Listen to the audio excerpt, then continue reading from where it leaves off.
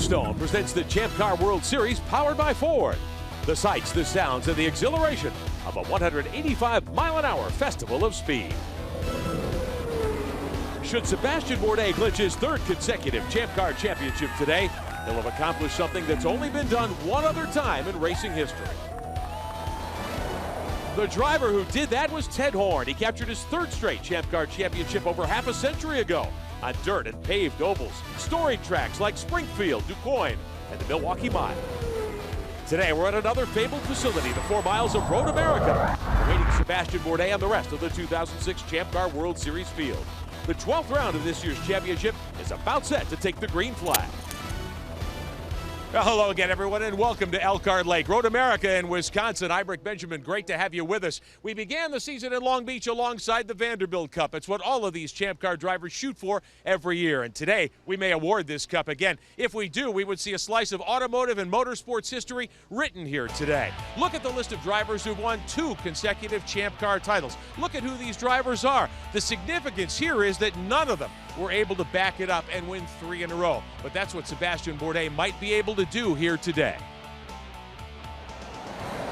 58 years ago, it was so much different that I don't even know if we really can compare it. But, you know, in the new era, for me, it's not been done. So that would be kind of a first, and I think I'd be pretty happy with it. The thoughts of Sebastian Bourdais, who starts second today. I'm joined by my partner, Derek Daly. Derek, how good is Sebastian Bourdais, and does he play offense or defense today? I'm not sure people understand just how gifted Bourdais is. Make no mistake about it, he is a world-class driver, one of the best ever in Champ Car. And I don't think it's in his DNA to play defense. I think he'll be in attack mode today to try and win this championship and go in style. But there are others who want to spoil his party. With more on that, let's go down to Jan Beekes. There are, Derek, and the 2 other championship contenders start here today on row number 3, but both have had their fair share of problems. Starting with A.J. Allmendinger, says that his car is inconsistent. So the team has thrown a new setup on the car, hoping that he likes it, but he won't know till he rolls off the grid. Same for Justin Wilson. His car is consistent, but consistently pushing. A new setup on his car as well. Both these guys rolling the dice, hoping they can challenge for the championship. Now, for the biggest surprise of the weekend, let's get to Cameron Steele. October 4th is his 23rd birthday, but Speedy Dan Clark has already delivered for himself with his first ever pole here at Road America in Champ Car. His previous best start was 6th. He now is going to lead them down into the first corner, and we know he's an aggressive driver, and side by side with him, another aggressive driver on the start, Sebastian Bourdais. I got to wonder, what kind of fireworks are we going to see in turn 1? It will be interesting to say the least, and Sebastian Bourdais knows what's within reach here today. 3 championships in a row if he adds 7 points to his lead over Allmendinger and Wilson when we leave here at the end of the afternoon. It's going to be an entertaining day.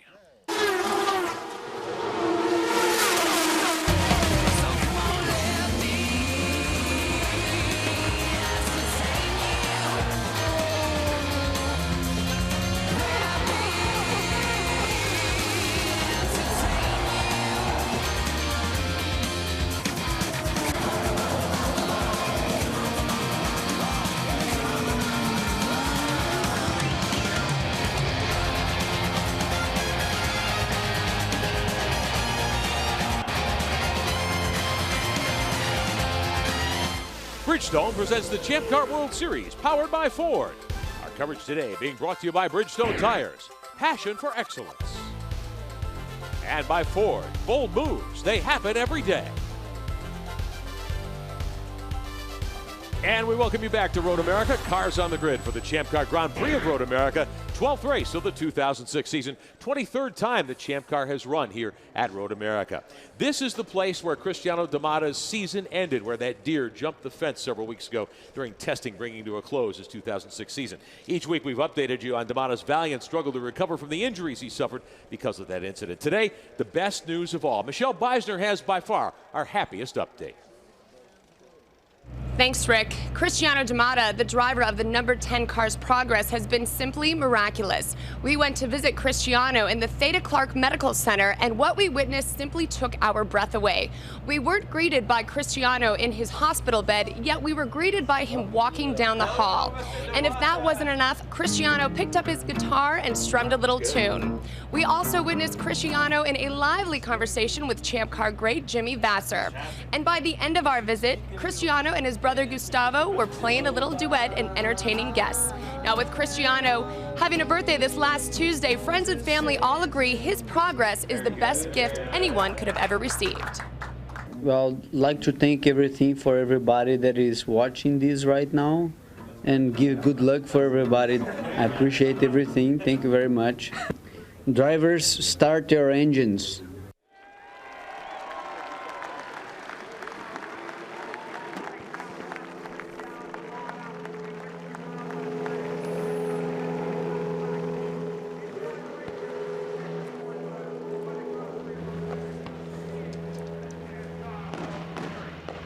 This is the car of Cristiano Damata's teammate as we check in with Andrew Ranger. He'll carry one of our onboard views today as well. But Damata's teammate, of course, is Justin Wilson in the Rousport CDW9 car, tied for second in the championship with A.J. Allmendinger, still with a chance at the Champ Car title. Of course, the sponsor of the 9 car, CDW, noted for technical wizardry, capable of answering the many complex questions that arise when you go Champ Car racing. So, the car of Justin Wilson on the grid, ready to do battle. Derek, he's got to have a good run today. He needs a good run, but this has not been a strong car this weekend. They have struggled.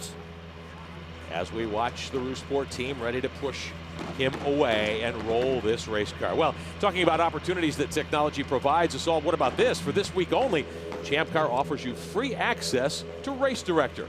Go to champcar.ws, click on the Race Director feature on the left-hand nav bar. You can find yourself switching between 6 live channels of video, live team communications on the radio, live timing and scoring, all the commentary, real-time telemetry, and more. It's so good. We keep it going right here in the announce booth with us. Check out Race Director at champcar.ws. You will enjoy the ride. In a long, hard race, you need a little drink. Yes, That's the little drink bottle in Justin Wilson's helmet.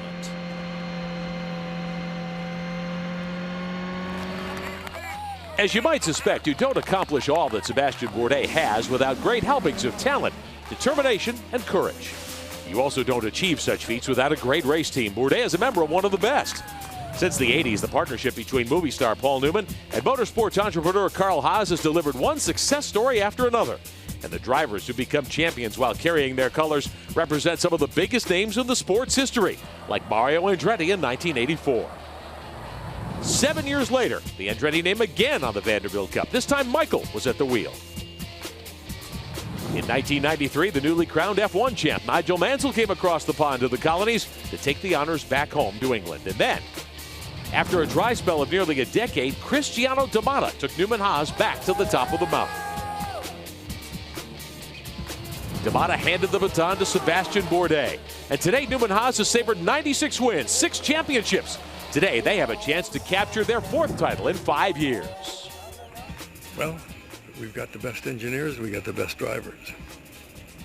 And real sense of, I don't know, brotherhood now. We've been in it since 1983, and we've had an extraordinary group of drivers, and we've had very loyal sponsors. Like Paul says, we've got a great bunch of people working for us. They've been with us a long time. It's good. Sebastian Bourdais and the McDonald's car #1. 3 straight championships could happen here today. Newman Haas has won 9 times here, 7 poles, 18 podiums. Mario Andretti bagged the first win for the team here in 1983. In 2002, Cristiano Damata won here on his way to his Champ Car World Series championship.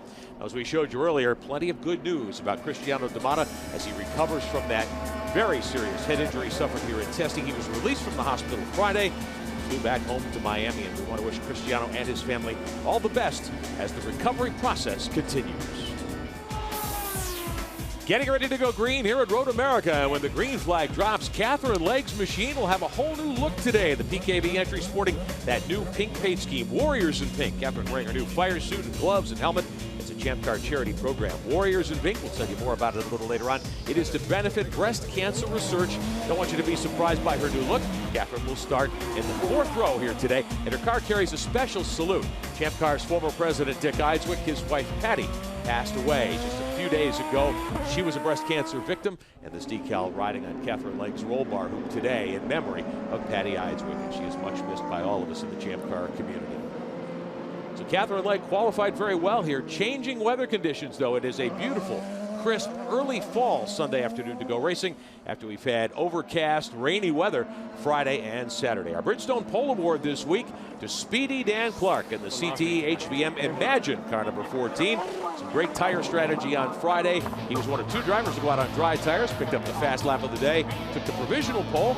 Then when the weather was kind of sketchy yesterday on Saturday qualifying, well, he held on to the pole position. Bourdais has 7 poles this year. He's clinched the Bridgestone Pole Award for the season. Dominguez, Junqueira, Allmendinger, Wilson, and now Dan Clark, also Pole Award winners. Our starting lineup powered by Ford. There's Clark on the pole, Sebastian Bourdais alongside in the McDonald's car number 1. Second row, the MyJack Conquest 34. How about Charles Walsman and Alex Tagliani? His only career win came here 2 years ago for Rocket Sports. Row number 3 today. A.J. Allmendinger, 4 times the winner this year. The Index Forsyth 7 car, and Justin Wilson in the CDW number 9. The fourth row, Will Power in the Aussie Vineyards 5, and there's Catherine Legg in the Bell Micro Warriors in Pink 20 car for the PKV team. The fifth row, Andrew Ranger in the Walmart 27 for MyJack Conquest, and Bruno Junqueira, former winner here in the hole-in-the-wall Camps car. Sixth row, former champion Paul Tracy in the Index number 3, Jan Halen in the Muirmans number 11 for Dale Coyne Racing. Seventh row, Oriol Serbia, quick in practice in the Gulfstream 6. Denise Casamets in the Rocket Sports 18, the Flexibite car, one of his better qualifying efforts. Mario Dominguez moves to Rocket Sports for the balance of the season. The Pemex car number 8, Nelson Felipe in the CTE HVM 4 car. Juan Caceres makes his first start at age 22. He is from Uruguay, an F3000 veteran. He takes over the Sonny's Barbecue 19 from Dale Coyne's squad in relief of Dominguez. Of course, Dominguez jumped out of that car to move to Rocket Sports for the rest of the year. Derek, the weather conditions much different. It's windy, it's cool. What do we see here? The first couple of turns with Dan Clark taking him to green. You see a great amount of guessing. There has been precious little running except for the warm-up this morning in full dry setup. So there is guessing going on with everybody. People who are fast in the wet will not necessarily be fast in the dry. On board looks from the CDW 9 and the Walmart Tide 27 of Andrew Ranger today. We'll also have an onboard camera with A.J. Allmendinger. Ready to start, 51 laps. It's a 3-stop race, 206 miles. We're glad to have you with us. Underway, and Clark leads him over the stripe. Well, who gave him the lesson about how to start a Champ Car race? That was awesome because he got the green flag, and in fact, Walsman has slotted in ahead of Bourdais. Walsman starting third. There's Catherine Legg. That Warriors in pink car. 1 car around out of turn 1. Wilson on the move, but a big tangle between 1 and 2. Couple of cars involved. Is that Wilson caught up in it? No. It's Bruno Junqueira, whose luck continues to be rotten in the hole-in-the-wall Camps 2 car. He is crosswise in the straightaway between 1 and 2. Jan Halen is there as well. And Bruno's car suffering some significant damage. Full course yellow. We don't even get 1 lap on the board today at Road America. And I just saw that happen as they left turn 1. Watch it right here. Watch Bruno on the outside. Not sure it's him yet, but just have a look at what... Oh, Bruno, I think it is him. Gets sideways. And then he begins, he gathers up. Is that Will Power I see in the... That's Power. Team Australia car, goes off into the kitty litter on the left side. This is the run out of turn 1 right there. Bruno gets tagged. I'm not sure who hit Bruno. Halen was right there. He is tangled up with Bruno's car. Andrew Let's have Ranger a look. on board with Andrew Ranger. He comes down the inside of Bruno. So he's safely down the inside. Bruno's over here. Oh, Bruno goes down the outside. There's where he gets tagged. Right there. Got bumped by Will Power, and then Ranger got into Power. Wow. Corner number 1. They say you cannot win the race at the first corner, but you can sure lose it. Now, Will Power has certainly had his share of adventure this year. He's leading the Rocheron's Rookie of the Year standings. They're trying to get him refired. He will probably go a lap down. He's in danger of losing Rookie of the Year, the points lead in that standing, to Dan Clark, who took a point for the pole here this weekend. Here's what happened to him in Edmonton, one of the biggest wrecks we've ever seen. What's this here? Boom! He smashes into our camera post and destroys the car. Cameraman jumped for safety. At Denver here, he and Justin Wilson jousting back and forth. Got through there in Montreal. Have a look at what happened to Will Power on the Monday race rain delay. Will Power came to us from the Formula Renault series in Europe, despite the fact that he is a native Australian. But Will Power has really come on. Believe it or not, the team think that after his Edmonton shunt when he went backwards, from then on he's put his game face on, and Will Power is now almost every bit as fast as Alex Tagliani as these session run on. But what about the front of the field here? Dan Clark shown in the lead from Charles Zwolsman, right there left side of your screen. As the field moves up the front straightaway, under caution, about to complete the first lap of the day. 54 laps the distance here today. And Derek, you have the things you think we should be looking for this afternoon. Derek's Daily, we call it. And this is always a guess, but we picked out first on Derek's Daily, will Dan be speedy? And I'll add to that, for long enough and be mistake-free, because we know he has the speed. Zwolsman, this is his chance. He has his opportunity to mix it with the big boys. He is the reigning Atlantic champion, which is the feeder series for Champ Car. He's right at the front. Can he sink or swim today? And number 3, will Newman's own the championship? Paul Newman is here, watching his team, hoping Bourdais will take championship number 7. Awesome statistic. Well, Bruno Junqueira's car's been refired. His race ended in that same spot 2 years ago, but he will be able to take the green. They're pitting the 2 car. What about Will Power? We'll find out when we come back at Road America. Back at Road America, and coming up today, your final chance this season to enter the Champ Car Live Fast sweepstakes presented by Bridgestone. Win a trip to the Grand Prix of Australia. What a great trip that would be. Plus, a set of Bridgestone Potenzas or an Auto Week subscription. Our grand prize winner gets that new Ford Mustang GT and will join us in Mexico City in November for the season finale. Our code word is upcoming in the Champ Car Live Fast sweepstakes presented by Bridgestone. Montreal winner James Burley and his dad George from North Canton, Ohio, are with us here this weekend at Road America. I'm Rick Benjamin. Derek Daly is alongside. Jan Vikas and Cameron Steele are on pit road. Caution in the first corner of the race this afternoon, preparing for a restart. Special presentation here this weekend by the folks at Bridgestone. They, of course, provide the Bridgestone. I'm here with Al Potenzas. Spire of Bridgestone, who has a very special presentation for Cristiano D'Amato's neurosurgeon, Dr. Randall Johnson. Al? Yes, on behalf of Cara Charities and Bridgestone, we'd like to present you with this very special tire, Dr. Johnson, autographed by all the drivers here in Champ Car, for recognizing your special efforts in helping Cristiano's recovery, and also thanking everybody at Theta Clark Medical Center for their efforts in helping our very special friend, Cristiano D'Amato. Thank you very much. Thank you very much. A Bridgestone red, an alternate tire autographed by all the drivers. That's a very nice memento for Dr. Johnson.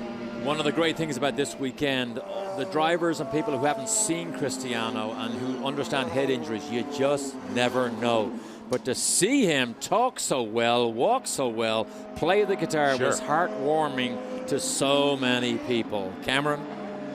Well, I talked to Derek Walker. They are going to come in and pit, obviously. They're going to change tires. They are going to also go with fuel. What they're looking for right now is damage to the front wing. So their cars are on pit lane now, and Will Power is now coming. Remember, this is really going to damage his chances for the Rookie of the Year. He's at the stop now.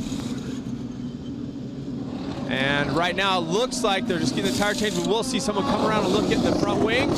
Doesn't look like much concern there, and he's away. And let's send it down to Jan Vikas.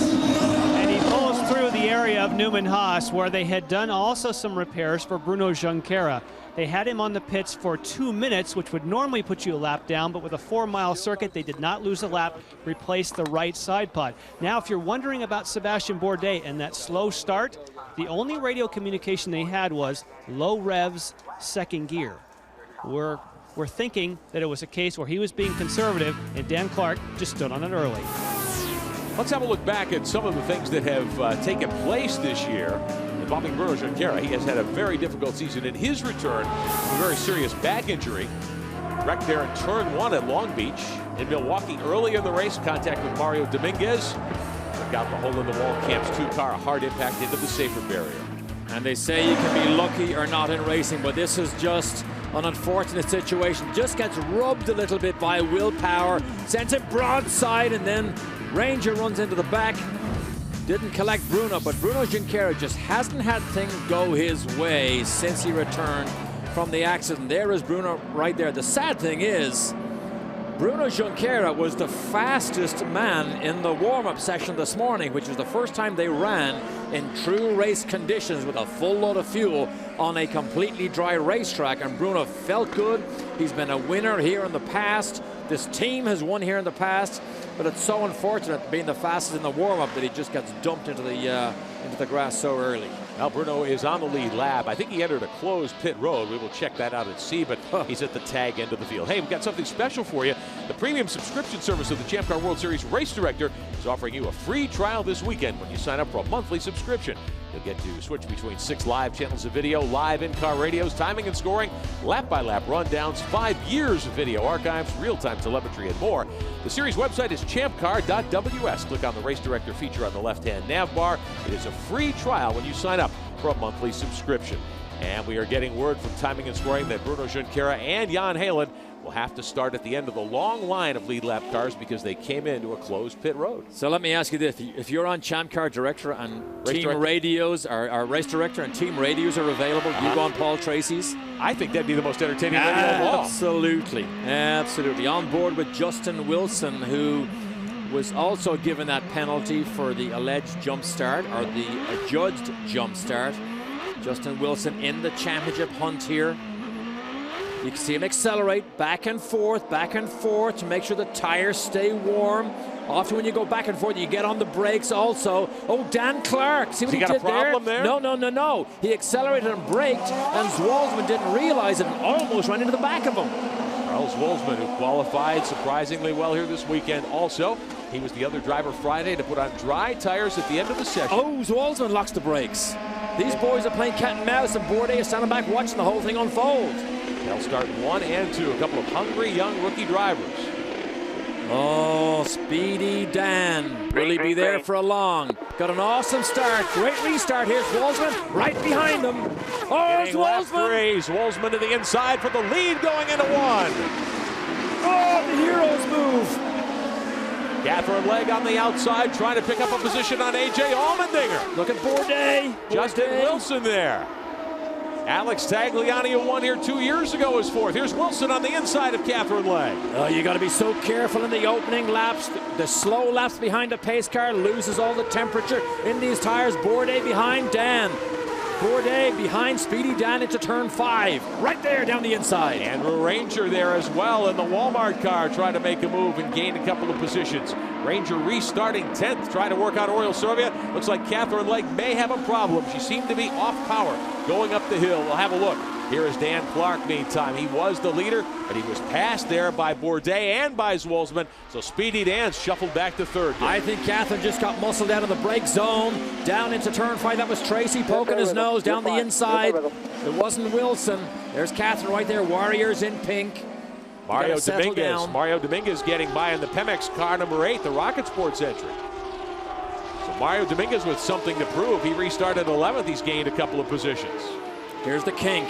Here's the flat-out blind kink right there. That is the scariest corner, I think, in Champ Car racing, because if you make a mistake, there are walls on either side, and it is so fast. Zwolsman, look at this baby, still leads. Well, Dr. Charles Zwolsman, before the event, you guys, I just wanted to point out that he said he has really been thinking about the fact that this is a great opportunity for him. I talked to his crew just now. He said he is performing exactly as they wanted him to, so far running the perfect race. Charles Zwolsman is the leader as we work on lap number 4 here at Road America. This is the MyJack Conquest racing car. They also run the Atlantic car for Graham Rahal. He did not win the championship just a couple of hours ago, but Zwolsman was 6th fastest in the warm-up this morning, but he had a great restart and a great run down into that first corner. Here it is here. This is almost 190 miles an hour. Zwolsman comes down the inside to the brake zone. Speedy Dan makes a wise move. Gives him just enough room to pull the pass off. Bourdais to the lead. Sebastian Bourdais takes the McDonald's car to the top spot. On the inside as they came down the hill. Offense or defense? Offense there. Offense for Bourdais. Bourdais hoping to lock down his 3rd consecutive Champ Car championship. We showed you at the top of the broadcast the only other driver to do it was Ted Horn 58 years ago. Again, great braking zones. This is down to turn 5. This is again 119 miles an hour, and Bourdais makes the pass before they even get to the brake zone and stand these things on their nose as they get down hard on the brakes right here, really hard, and then turn left. Looked as though Zwolsman might have been holding Bourdais up, and that's what we're seeing, Derek. Zwolsman fading into the sunset, Bourdais opening up a big lead as they come down the hill. And now Dan Clark would need to get around Zwolsman to see if he can give chase to Bourdais here. Zwolsman. A.J. Allmendinger, 4th spot. It's a good run for A.J. Allmendinger here in the early going. And this car that Allmendinger's in, the blue Forsythe car right behind Speedy Dan, they have not been good here. Don't have the type of traction you need for 750 horsepower to be running through those rear tires. Tagliani still 5th, Wilson shown in 6th. There's Tag in the Australia green and yellow car right behind Allmendinger, hanging on.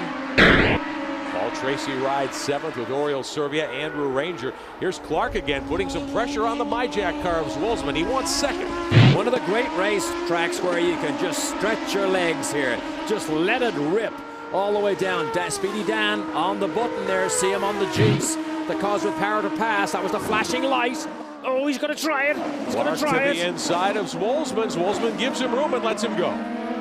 Use the extra 50 horsepower from the Cosworth power to pass, the extra juice, the power. Allmendinger saw exactly what went on. But Speedy Dan, we know this man has the speed.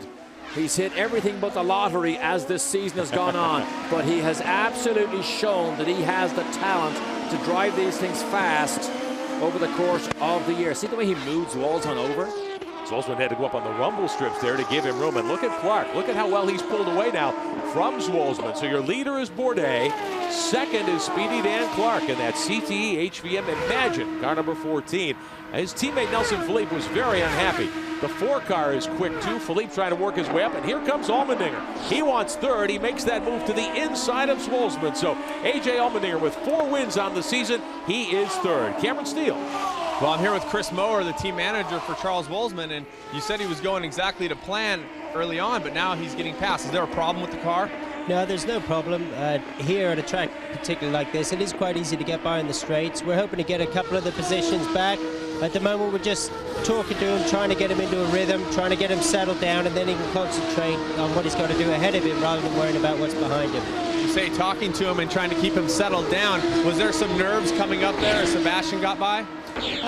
Probably not. I mean, he was, as soon as Sebastian was by, I'm sure he was probably thinking about Clark, and you know, once he gets into a rhythm, we'll be fine. Thank you, Chris. And he's still on the faster of the Bridgestone red sidewall tires, so he just needs to settle down a bit here. 9th place in Toronto is his best result. This is the team that owned by Eric Bachelor, former Champ Car driver, and Mike Lanigan from MyJack. It's okay, just needs to settle down here. This is uncharted territory for him. Running at the head of the field, has not been there before, but A.J. Allmendinger has his sights set on Speedy Dan. Allmendinger sits 3rd. Clark is in 2nd. Allmendinger about 3.5 seconds off the lead. He needs to take his time as well and play a little bit of defense. 24 years old at Denver. Now his hometown from the West Coast originally. 4 times a winner, including 3 in a row once he joined Forsythe Championship Racing earlier in the season. Road America, one of those places that all of these drivers love to come to, as Derek outlined. Huge racetrack, more than 4 miles in length, big, wide open spaces. A lot of room to stretch the legs of these Champ cars.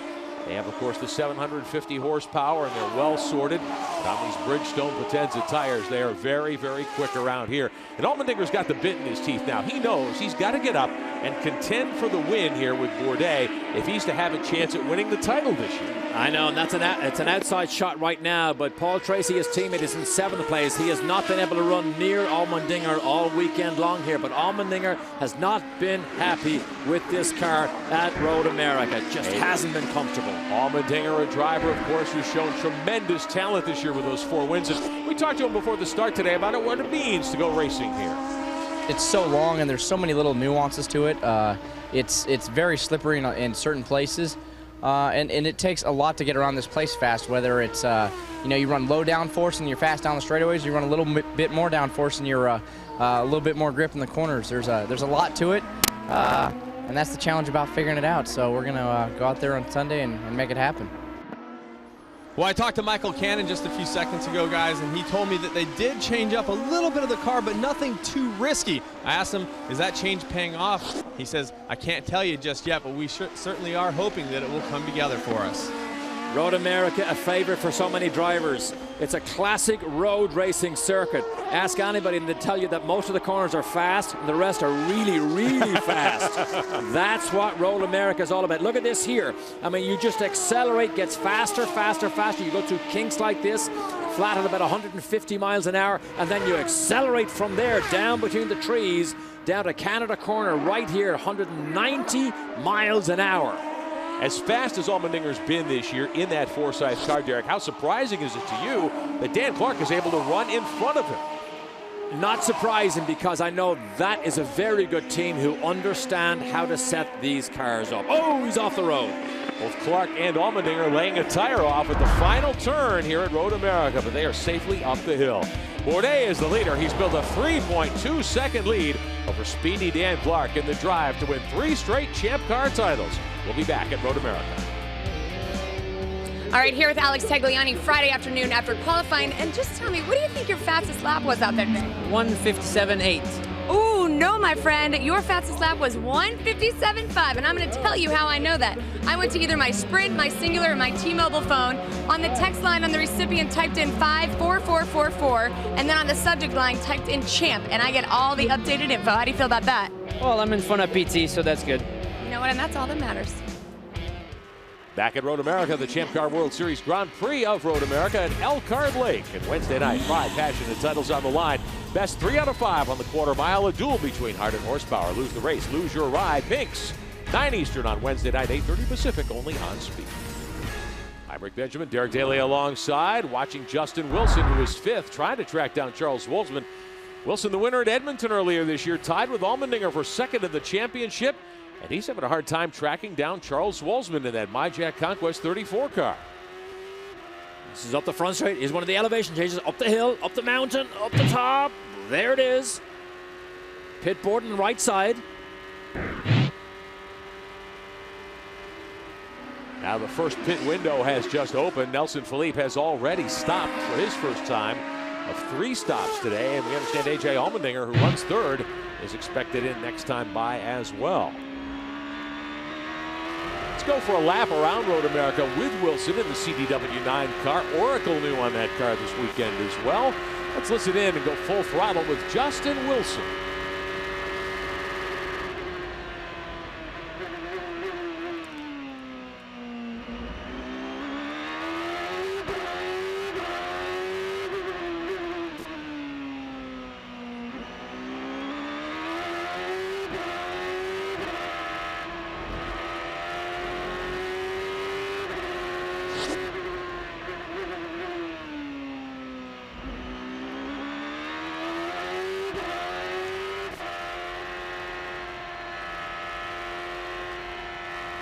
Through the carousel, Wilson on the button with 11 laps complete. Saw him balance the throttle. Listen here. Oh, I don't think he was flat. Not sure he was completely flat.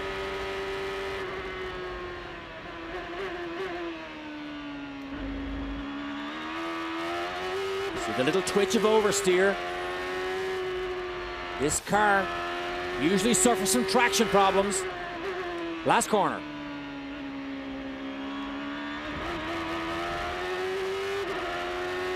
And still can't catch Wolzman. Justin Wilson in 5th position, 12.5 seconds behind the race leader.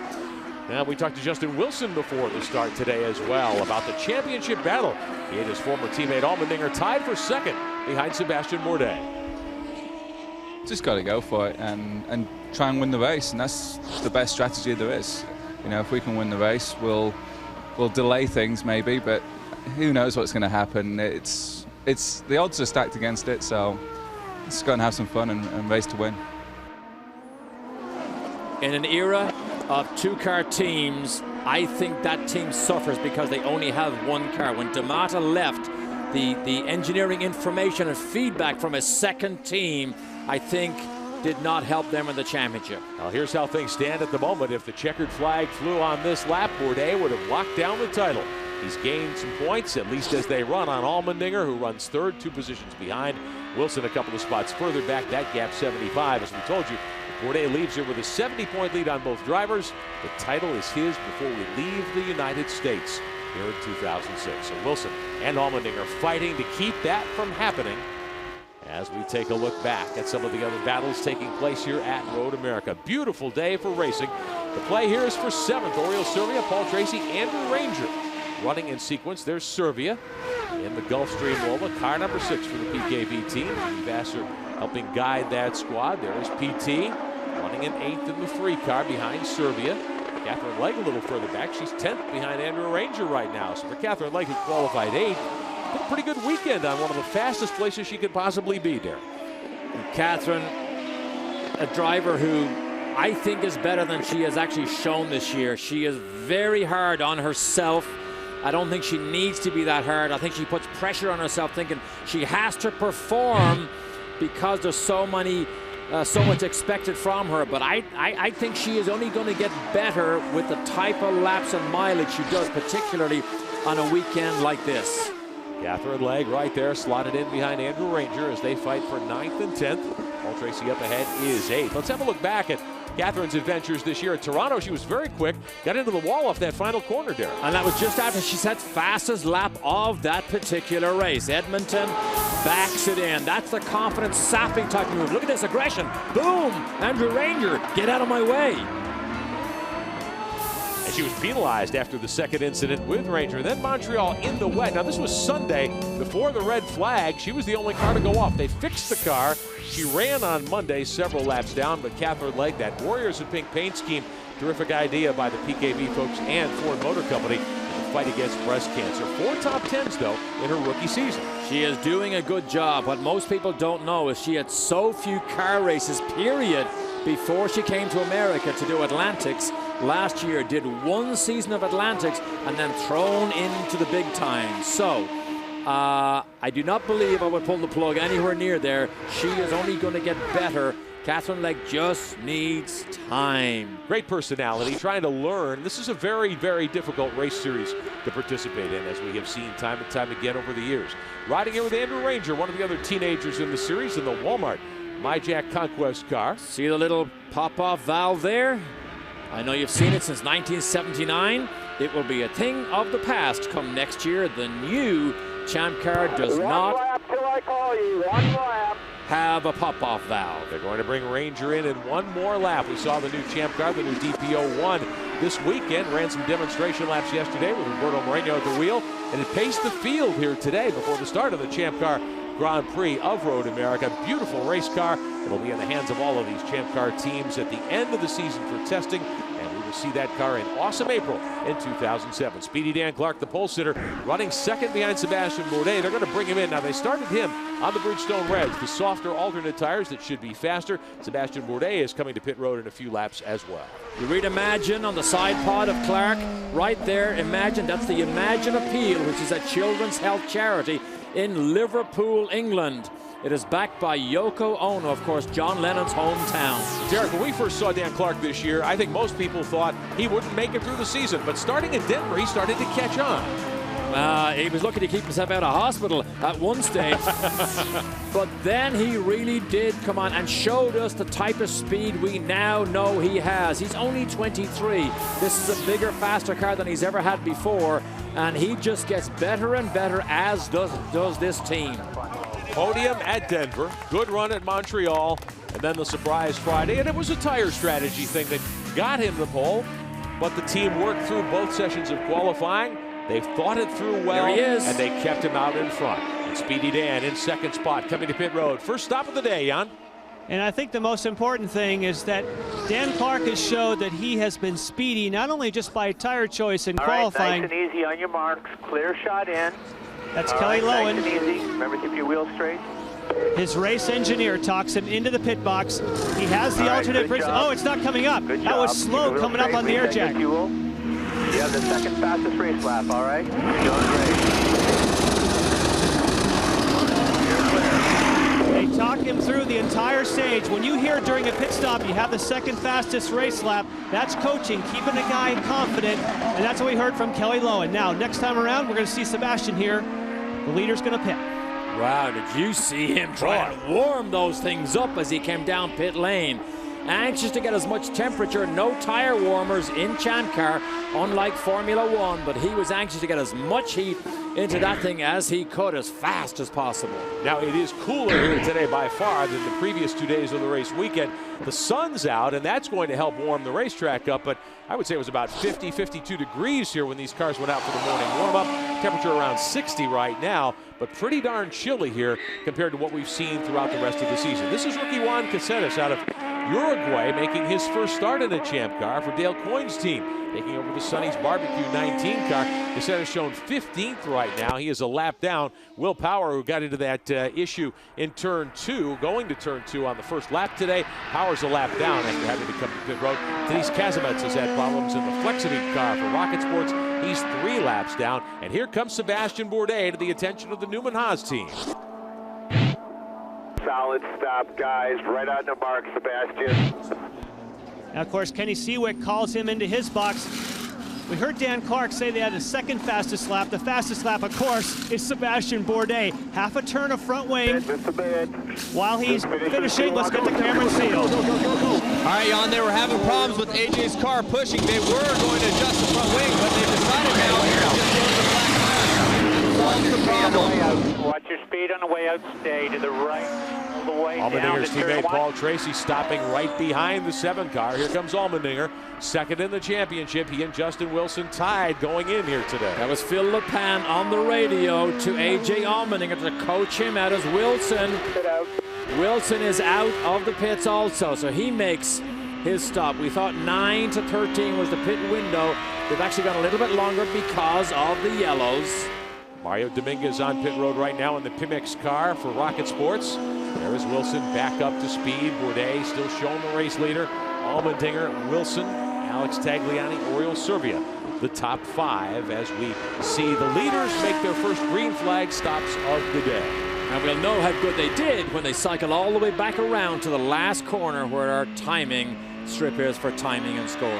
Justin Wilson needs to get the whip out in this segment of the CDW 9 car. All right, let's take a moment here at the Champ Car Grand Prix of Road America and join Michelle Beisner with our Ford Bold Moves moments. If you need proof that Ford cares, you can certainly see it in the relationship between Ford Motor Company and the Susan G. Komen Breast Cancer Foundation. Throughout the weekend, the Warriors in Pink logo is prevalent on the Pace cars, on t-shirts, scarves, and on the Champ cars themselves. And leading the pack is Catherine Legg. Her car is painted in pink. Her entire suit and helmet, along with the shoes and gloves, are also in pink. And at the end of the race, all of her race apparel will be donated to an online auction. To learn more about Warriors in Pink and breast cancer awareness, please go to FordCares.com. And we welcome you back to Bridgestone presents the Champ Car World Series powered by Ford. If you missed the race and want to know more, then we'll get you closer to the action with more news and analysis than SpeedTV.com. Racing news and all the motorsports information at SpeedTV.com, your one-stop shop for everything speed. I'm Rick Benjamin, Derek Daly alongside as we ride with Justin Wilson. The Roche Franz Rookie of the Year standings, one of the most prestigious prizes in the Champ Car World Series. Will Power is the leader coming in here today by 19 over Speedy Dan Clark, but Clark being on the pole, he's gained some ground already. Power was caught up in that turn 1 incident, so he is in danger of giving up the lead with 2 more races, Australia and Mexico City, to go here in 2006. And Clark shown third right now. Denise Kazimets back on pit road for the Rocket Sports team. We've got a car in the gravel trap. It looks as though it might be Alex Tagliani, who won here 2 years ago. His only Champ Car win. And we have got the 5 car of Will Power, rather. It is Power now. He just pitted a moment ago. That's the second time off today for Power. So he is back to troubles again, Derek, after several good outings. Here it is again. Ooh, this is turn 1. So whatever happened in turn 1, that is 185 miles an hour approach. across the gravel trap. Gravel trap's designed, of course, to slow the cars down. I don't think he made the tires, which is certainly good news if they can get him back, but that's the second trip off today. Jan Beekes. We've talked a bit today about the Bridgestone alternate red sidewall tires, and normally the teams don't get their hands on them. They don't get to run them until they get to the race time or in qualifying with Al Spire from Bridgestone, but that's not the case this weekend. No, in this case we had an open test up here and the team's got a lot of information on the alternates, and these are Sebastian's tires from his first run. They're in really good shape here, Jan. You can see there's plenty of wear indicator left. So I think with the cool temperatures, tires aren't going to be a big issue for anybody today. Surprised that Sebastian decided to go for another set of these at the second stint of the race. Yes, he did. He put a second set of alternates on, and he's the fastest car out there, so I guess they're working really well for him. I got a feeling that Sebastian's going to be fast on any one of these Bridgestones, guys. Incidentally, Al Spire, I think, has been with Bridgestone Firestone for like 34 years. Yeah. He is largely responsible for getting them back into racing at the level they are. He went to the marketing department and said, I think we need to support the Indy Light Series at that particular time with a Dayton tire, and that of course grew into the Firestone tire, to the Bridgestone tire. So Al Spire, although he is here every weekend, I don't think we know the power that he had many years ago to bring Bridgestone back into big-time racing. And a real gentleman in the sport. Always a pleasure to visit with Al Spire. Sebastian Bourdais, 2 straight titles, the championship leader coming in. If he leads with a 70-point lead, he is the champion again. 6 wins on the season. It all started at Long Beach, where he dominated. And then in Houston, he had to battle back. He won 2 in a row to open up the championship season. Monterrey, Mexico in the month of May, and then the Milwaukee Mile. 4 straight for Bourdais to begin 2006. He came back to win at San Jose. That was in the middle of the A.J. Allmendinger hot streak. And in Montreal on Monday, the race rain delayed by a day. Bourdais defeated Paul Tracy. Nelson Philippe on the podium there. Philippe has had quietly a very, very good sophomore season with the CT HVM squad. A.J. Allmendinger right behind Bourdais, but how about this? 7 wins in 04, 10 podiums, 6 wins the last 2 seasons. Maybe his 7th today might be enough to get him 3 straight titles. Bourdais has been the dominant player. Newman Haas has a world-class driver, Derek, as you pointed out, in car number 1. Cameron Steele. Well, I've caught up with Jeremy Dale, the president of CDW number 9 car, Justin Wilson's car, and you guys are always on the cutting edge of technology. And one thing I want to ask you about is how video helps you guys throughout the race and then when you go back home. Well, CDW has really helped us stay on the leading edge with the technology. We on the timing stand, we're recording at any given time about 8 channels of video from all around the track, so specific cameras, onboard cameras, we've got it all. And we've got hot swappable, removable drives we can pull out, and we can go and look at that stuff. We look at it between sessions, we look at it between races. We're on that stuff all the time, and obviously CDW has been a big part of that. Any edge you can get in Champ Car, a lot of great racers and race teams here, and CDW is on top of that once again. Really, they put that partnership to work, that technology partnership to work, and it's been a big, big boost to that 9 car. That was Barry Waddell, who was a driver coach who was walking away with one of those hard drives. Barry has the little limp still because he's still active in racing cars. He was in a historic race. I think it was here at Elkhart when it all went wrong and he hit something much harder than the car was, broke a couple of bones and is still in recovery. But Barry Waddell now involved in the engineering also. Riding here with Justin Wilson. He will restart in 4th position. We put 18 of the 51 laps on the board today here at Road America. Clark, Wilson, and Tracy trying to chase down Bourdais.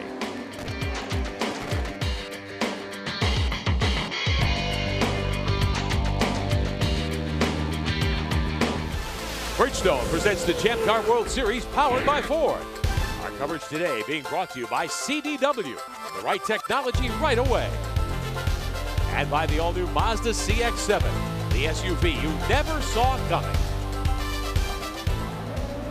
Bridgestone presents the Champ Car World Series, powered by Ford with the Champ Car Grand Prix of Road America. Great to be back here in Elkhart Lake, Wisconsin, after a year away in 2005. Preparing for a restart, working on lap number 20 of 51 here today.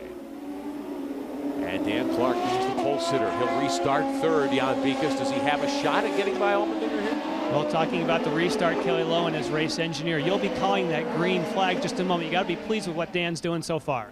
Yeah, he's been doing very well, and obviously we're pleased with the starting on the pole position, and just I think we're surprised a few people on how fast we are in the race, so we're quite pleased with that. Tweaked the car during the stop? No changes. All right. Looks good. You're back on the headset because the driver, when you're up front there, cues not off the flag because it's blind. You have to cue off the radio from your engineer. Let's see what's happened here. Allmendinger was able to jump in during the pit stops. Zwolsman fell out of the lead group. He is back to 8th place. Tracy has gone up to 5th place. So in the shuffle of the pit stops, Bourdais did a great job. Allmendinger did an awesome job. Clark dropped back. Now let's see what happens here on the start. Wilson is right behind Clark. Justin Wilson needs to move up. A.J. Allmendinger at the moment, if he were to run second behind Bourdais, he would keep the championship alive one more week. They're all on the juice. See the lights flashing on the power to pass from Cosworth to keep himself safe. Wilson has a dive down the inside of Clark, 2 Englishmen. And Wilson gets third, and here comes Tracy. PT is 5th, and he is on the charge. Ooh, Clark wants it back. Got to be careful. Tracy might have him because he's slow out of the corner. Tracy has the run. He has the run. Tracy is the bravest man I know. Watch the brake zone. Oh, look at this. They're going to fight it out. This could get ugly. Could be ugly. Clark on the inside. Tracy gives him room, and Clark retakes the position. Bourdais, Allmendinger, and Wilson now your top 3 scrambling up the hill there. Oh, Tracy gave it up at 5 and took it back at 6. Clark's going to come right back at him, though. Be careful when you fight with Paul Tracy. Be careful. Seldom do you leave with all your parts still intact. Alex Tagliani back there, 1 more position behind in 6th in front of Zwolsman. Oh, Clark made a mistake. Understeered off onto the curb on the exit. That gave Tag a run, and it allowed Tracy to pull out about 7 or 8 car lengths. Off the carousel, final couple of corners here. Paul Tracy has burned up his entire allotment of Cosworth power to pass time already here today. We're not even to halfway.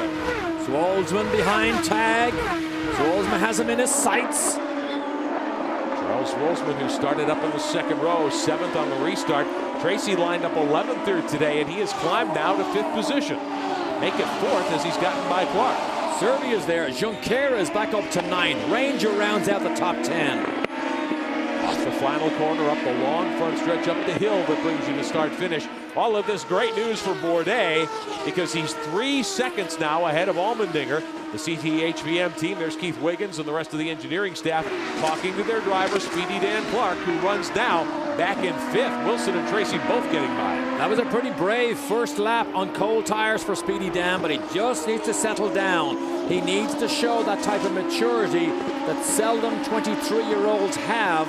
But if he can show that maturity to keep this thing on the blacktop, he will do his stature a lot of good within that team because they already know he absolutely has the raw speed. Tracy trying to catch Wilson. Haven't heard much from Tracy all weekend. Again, suffers from a bit of traction. Understeer in and oversteer out. Front not enough grip on the way in, rear not enough grip on the way out. Paul Tracy in the 3 car, up to 4th right now for the Forsyth Index team. Amazingly, still looking for his first victory of the season at age 37. Recently announced, of course, he'll run a limited NASCAR Busch Series schedule for the new Riley Deont team next year, along with Champ Car. Let's have a look back at Cleveland, where he frightened everybody by going over the top of Sebastian Bourdais' race car. He got back in the hunt that day and then had a later incident which took him out. At San Jose, the incident with Tagliani. Boom, drop kicks Tagliani that led to a fist fight. Then in Denver, he tries to correct the backside of the brake zone and just wallops Sebastian Bourdais. Jan Bikas PT up to 4th and really on the hammer. And you just mentioned that his car was somewhat inconsistent. That's what we talked about for his teammate also, A.J. Allmendinger. And they feel it has somewhat to do with the fact they did not do the 2nd day of the test here like some other teams did. They felt that after Cristiano D'Amato was injured, that they felt it was prudent for them to withdraw. So now they feel they're paying a little bit of a penalty for not having as much running as some of the other teams. Paul Tracy, 2 victories here at Road America, including 2000. Way back in '93 when he was just a pup in Champ Car, led all the way. PT would love nothing better than to get on the victory board here this weekend. Champ Car World Series Grand Prix of Road America. But it's Bourdais' race right now by 5 seconds over A.J. Allmendinger as we have a look at this battle further back. This is Tracy with Speedy Dan right behind him. And Bourdais' last lap was 1 minute 45.0. Allmendinger 47.0. Bourdais is running away from the field like a scalded cat here, 2 seconds a lap faster than everybody else. Well, we've talked about Paul Tracy and how he hasn't yet won, but it's certainly been an eventful season for the driver. The thrill from West Hill, and yeah, you might have wondered, were we going to show you again some of those things that have happened with Paul Tracy this year, the confrontations with Alex Tagliani and Sebastian Bourdais? Well, of course we are. This is what happened after that wreck at San Jose. So this is part of the legend of Sugar Ray Tracy, which continued again in Denver. He taunts Bourdais, and the next weekend he taunted the French Canadians with the t-shirt. And of course this was the dress during the driver's Nacho parade. Libre. Good fun indeed. Paul Tracy having a lot of fun with what has happened this year. You know, the tempers boil over sometimes. I mean, this is a serious endeavor, a serious game that these guys play, and the stakes are high. You taunt Tracy, you put him under pressure, he only gets better, but Speedy Dan is beginning to close up. Cameron. Well, I just wanted to add on the wrestling mask that Paul Tracy was wearing. The wrestler in Mexico who wears that blue diamond is a very popular wrestler, and according to Paul Tracy, he has asked him to come to the ring and have a mock wrestling match when they head to Mexico. Well, I was thinking of Nacho Libre, the Jack Black movie that was out this summer, but there's more to the story, I guess, than just that. Sebastian Bourdais, here comes the car number 4 of Nelson Philippe, the CT HVM Wellbox entry. He's on pit road for his second stop of the day. Right under Darrell's hand. Break. And the reason he's in now is because he's on an alternate strategy. Bit of front wing. Oh, he's creeping. Okay. For a moment, Nelson Philippe started to creep, but thankfully got on the brakes. Everything A-okay down here. They said right under Darrell's hand. That is Darrell Fox.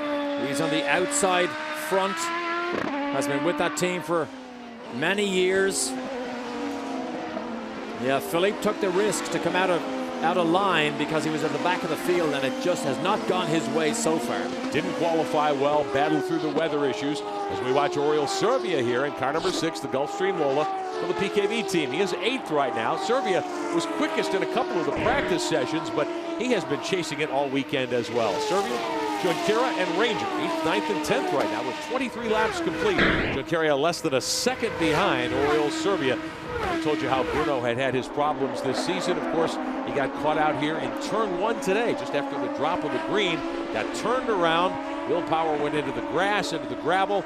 And Junqueira just had to restart that car. Took him a while to get him Watch back it right around. there. That is Will Power. Just touches Junqueira in the red and white car that's broadside across the track. There goes Power off into the kitty litter over here. Andrew Ranger, I think, was the lucky one to get away with that incident because he whammed into the back of Power and didn't take the front wing off his thing. Here comes Bruno, trying to get by Servia for 8th. It has been a difficult year. We mentioned Junqueira rebounding from that horrible back injury a year ago at Indianapolis in the month of May.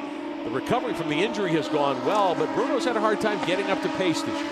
Yeah, his 5th race here. He won 2 of them in 01 and 03, but he has 2 11-inch rods and 10 screws screwing the vertebrae together in his back as a legacy of that huge crash in Indy. And there's a mental barrier you have to get over too when you come back from an injury that's severe, and you need confidence to get over that mental barrier. I'm not sure Bruno has got that confidence yet, that the belief system that he knows he can do it, because he's just struggled since he came back from injury. Watching Oriol Servia here in the Gulfstream. Lola runs in front of Bruno Junqueira as that battle for 8th, 9th, and 10th rages. Andrew Ranger back there in the MyJack Conquest car carrying the Walmart colors now for the balance of the season, the blue and white of Walmart.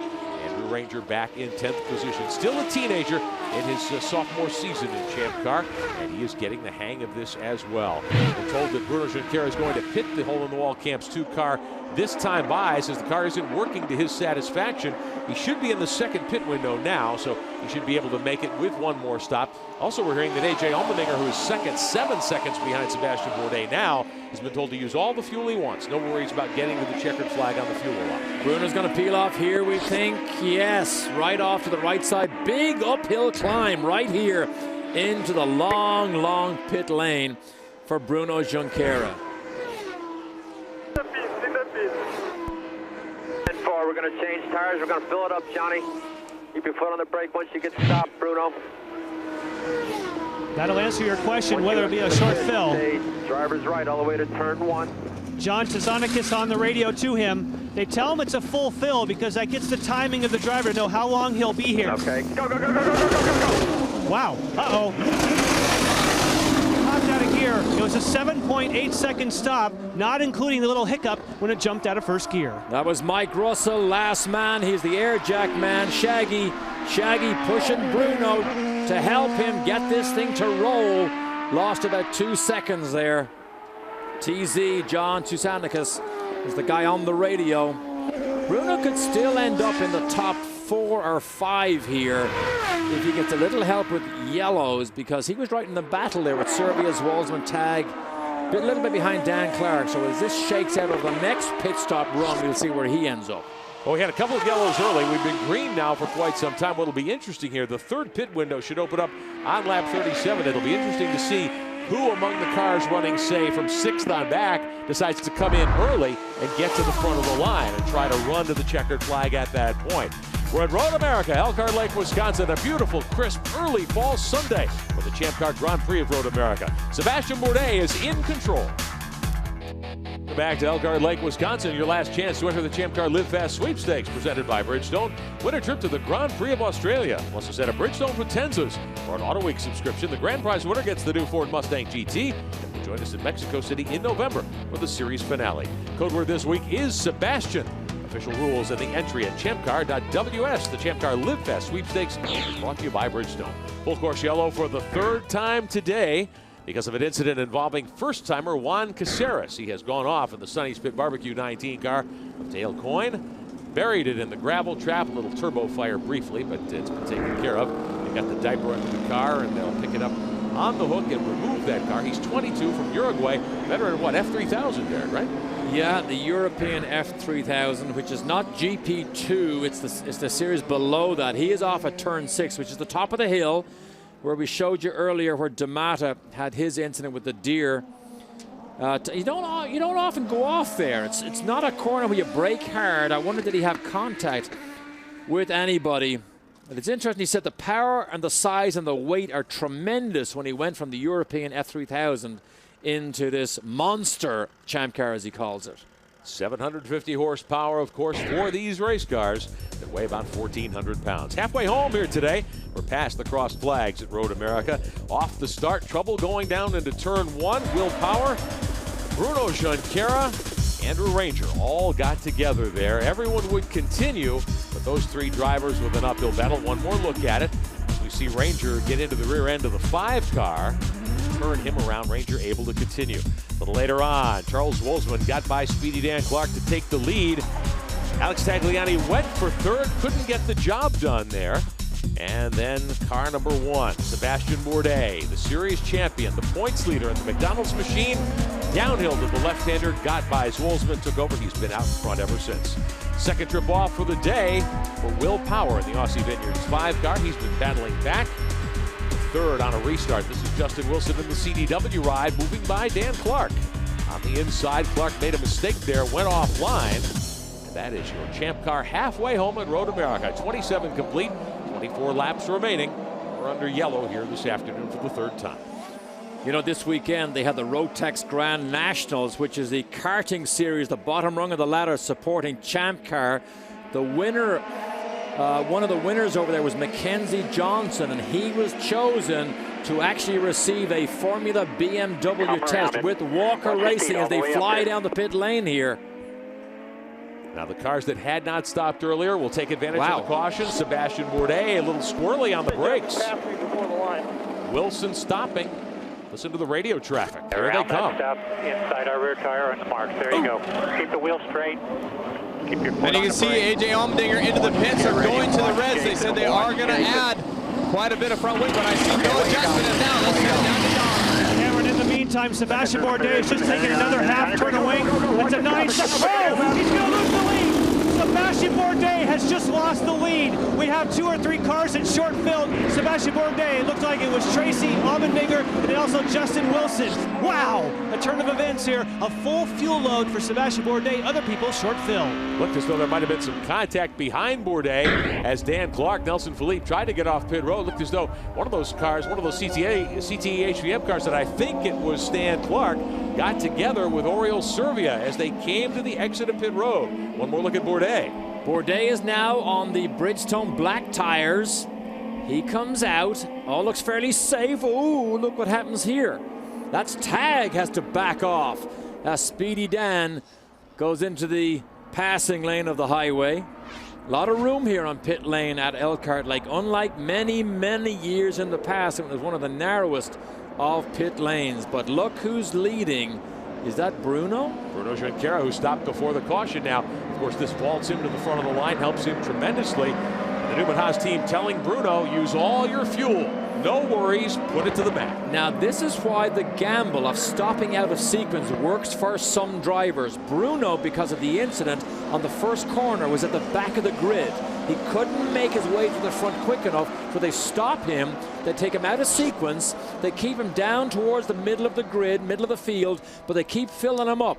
If he gets a yellow pretty soon after he fills, everybody else peels off into the pits. He's already full of fuel, or a lap or two into it. He vaults to the head of the field, and now he's almost got as much fuel as everybody else. He's back in business. He's back in the race. Well, the 14 car, now that is Dan Clark. He's going to be put behind the 6 of Oriol Servia. We thought there might have been contact.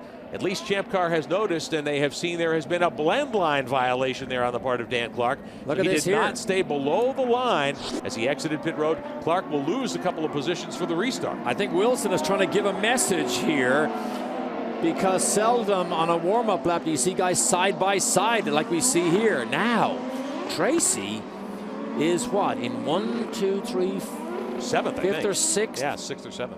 Now here's the shuffling going on. They're going to realign the field. Here's what happened to Denver, Derek. This was for 2nd on the last turn. Boom, boom. Man. Tracy tried to defend the position on the inside, broke the car, couldn't refire it. Sugar Ray Tracy, he says, come on, take your helmet off.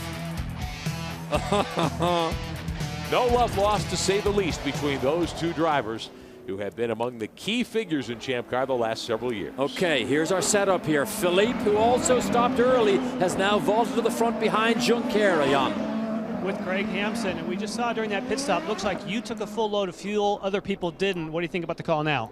Yeah, it was a tough call, actually. We were going to short fill. It made a lot of sense with the speed we showed over everybody else. And then kind of fairly late, I realized, hey, there's a couple guys who are actually going to be leading the race, so we're not going to be able to run away. So what our real hope right now is that Bruno and Nelson can keep the other 2 guys behind them, and then we'll go further than the other guys. But, you know, if they get past them and we're not able to, we could be in trouble. But I'm comfortable with the call right now. Risky call here. Let's get back upstairs. All right, getting set for a restart. Bruno Junqueira will be the restart pole sitter. Bourdais several cars behind. In fact, he'll line up 5th. Everybody on power to pass. Back underway with 22 laps to go. The old red light flashing, giving you the 50 extra horsepower. Bruno's in good shape. Can Philippe run ahead of Wilson? That's what Bourdais needs. Allmendinger wants to hit the front as soon as possible. Strategic moves here now with Bourdais, but Bourdais was so much. Oh, he's off the car road. goes around in turn 1 as the field moves down toward turn 3. Another car off in the gravel trap there. And we're hearing that Dan Clark is going to pick up a black flag for jumping the restart, we'd assume. And that is the MyJack Conquest car of Andrew Ranger. That's the Walmart 27 car. Ranger, the 2nd time today he's been in trouble. He tried to push start us. We'll have to come in. We'll full course yellow. Full course yellow once again. Problems with the 27 cars. He tried to get inside together. Catherine Legg. Right here, tried to get inside Catherine. She held her line as best she could. Realized it's not going to work. Stands on the brakes, locks up the rears a little bit. Might have got a love tap. And sends her off into the gravel trap. Here it is again. That's Catherine right ahead. Brake zone. Isn't quite there. Now he realizes, oh, he's in trouble. Boom, he hits her. Sends himself around. That was a brave move by Ranger, and I don't think he was close enough to Catherine to pull that off. knocked the side plates off the front wing on the 27, so looks as though he's also done some damage to the left rear. After a wheel looks to be offline as he sits in the gravel trap. If he can restart, they'll certainly have to put a new nose cone on the MyJack Conquest Walmart car number 27. So caution again with 22 laps to go. You might have gotten a glimpse there of Catherine Legg's race car. Something special on that car. Pink sidewall Bridgestone alternate tires instead of reds. Al Spire and Joe Barbieri, the folks in charge of Bridgestone Racing, they decided to go along with the Warriors in Pink theme for Catherine Legg's team this weekend, and they asked the Bridgestone engineers to come up with something special. They crafted a lovely pink sidewall on those alternate tires. Very different. The black flag for Dan Clark has been withdrawn. Jan? And I can tell you why. It's because he was supposed to let Oriol Servia go by, and they've been calling him on the radio from multiple locations around the racetrack. He just can't hear. So they were going to black flag him because he wasn't heeding the stewards. But they have now got the message to him. He's going to let him by. That's why they canceled the black flag. Pit lane is open, we're told once again, for any drivers that decide to top off. And with 22 laps to go, you wouldn't think you would gamble and try to go the rest of the way. No, that's a long run on a 4-mile racetrack. That Don't think so. Not be likely. Not be likely. But pit road is open. Somebody's gone. Needs it. Who's that gone down the inside? We do have one car headed down pit road at this point. We'll be cautioned for at least one more lap around, and that is the 5 car of Will Power, who is not on the lead lap. Power 15th right now, and he is 1 lap down. Junqueira will have the restart pole. Philippe, Wilson, Allmendinger, and Bourdais, your top 5. We'll be back at Elkhart Lake.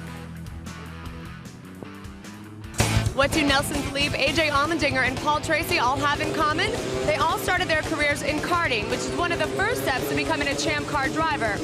And here at the Rotax Max Series this weekend, the Grand Nationals are underway, where young hopeful drivers are trying to secure a spot in the World Finals held in Portugal later this year.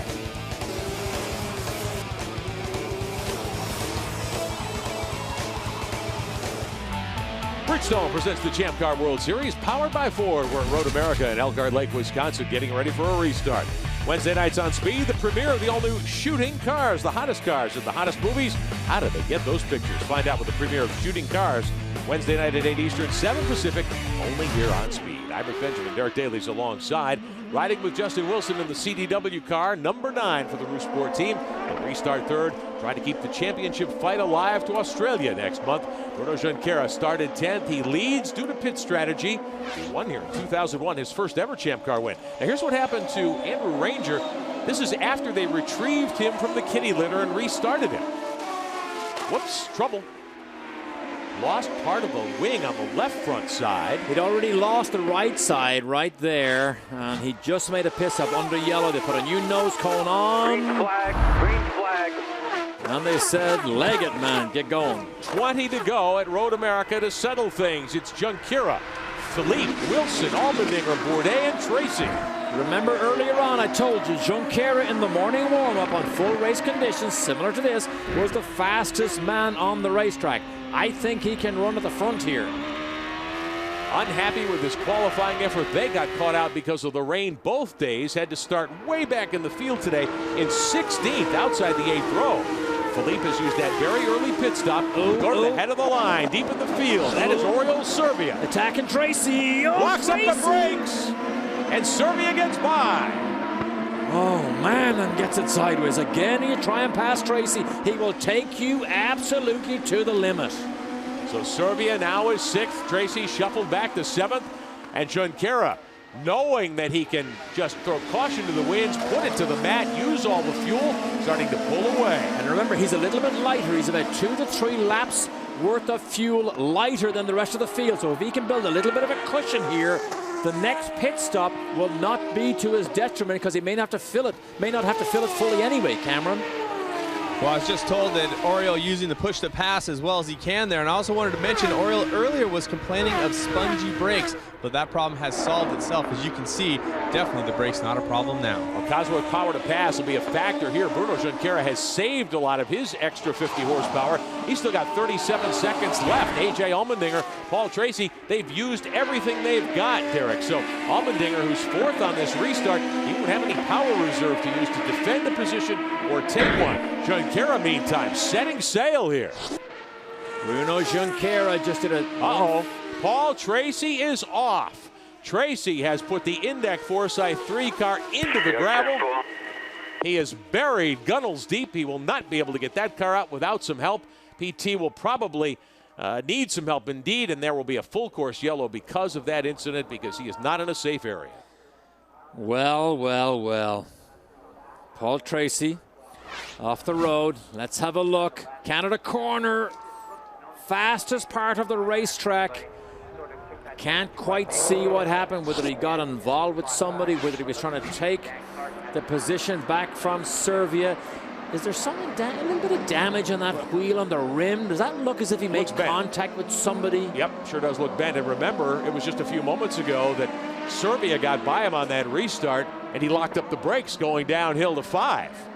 See the way this is plowed here like a farmer's field, designed to absorb. Contact with Dan Clark, perhaps, we're told. Let's have a look. I don't know. I'm not sure. Skips sideways. Gravel doing what it's supposed to do. See all the furrows that they put in it right here, trying to absorb the energy of a racing car leaving the road at such high speed. Now, this crane. Hey, Derek, just came over the radio. Neil asked him if there had been any contact. Tracy's answer, none. That's an unusual answer for him. Well, that rim does look bent. Maybe he bent it when he went up over the curbing there. That's a possibility, too. Under caution for the 5th time today, 19 laps to go, and this could jumble the fuel strategy yet one more time before we get to the checkered flag. They need to get Tracy out of there before this pace car gets down the end of this straight, because they need to keep him on the same lap. So if I think I just heard him go. Was that? Did sound like. Yeah, it did. No, got him up on the racetrack. So they got to start him before the pace car comes around. That's what he needs, or else he goes a lap down. Champ car safety they team realize will give him that. the tow. Good for you, boys. They're helping him all they can here. Get back in the truck quick. At the exit of Canada corner. Where's the field? The By the field way, coming guys, down here. Remember when you said that was a strange answer for Paul? Yeah. The actual note that I got, the answer was none. They got no answer back. Oh, so no. my apologies. Not necessarily no contact, just no answer. You were right on the money. That wasn't his typical answer. Okay, so they got him running. I don't think he can make a stop and stay on the same lap, so he's got to run all the way around here and hope that it stays yellow.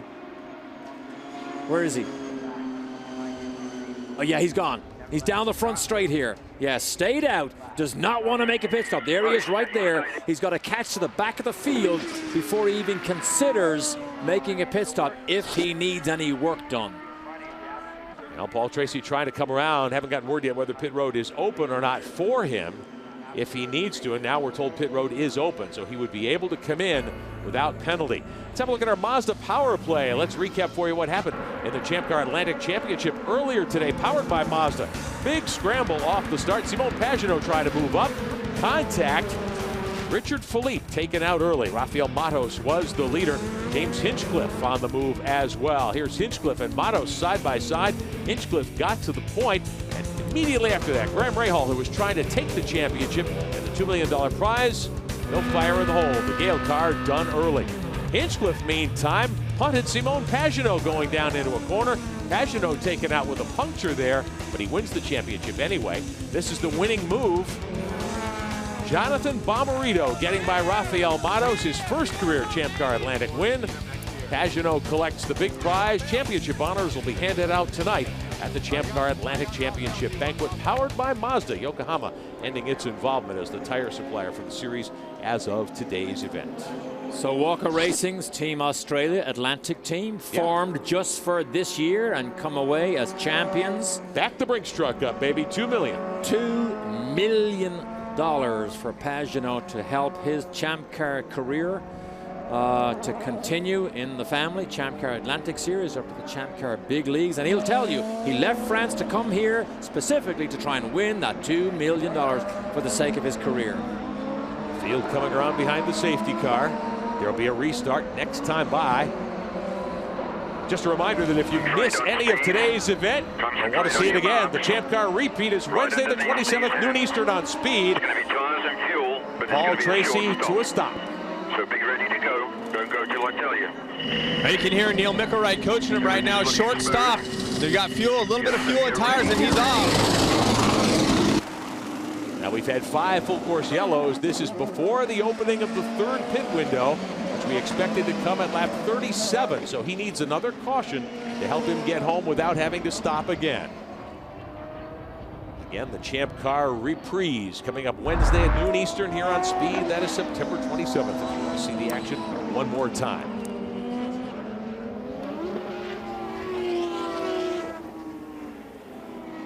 Field lining up behind the safety car, ready for a restart. So we know Bruno has the speed.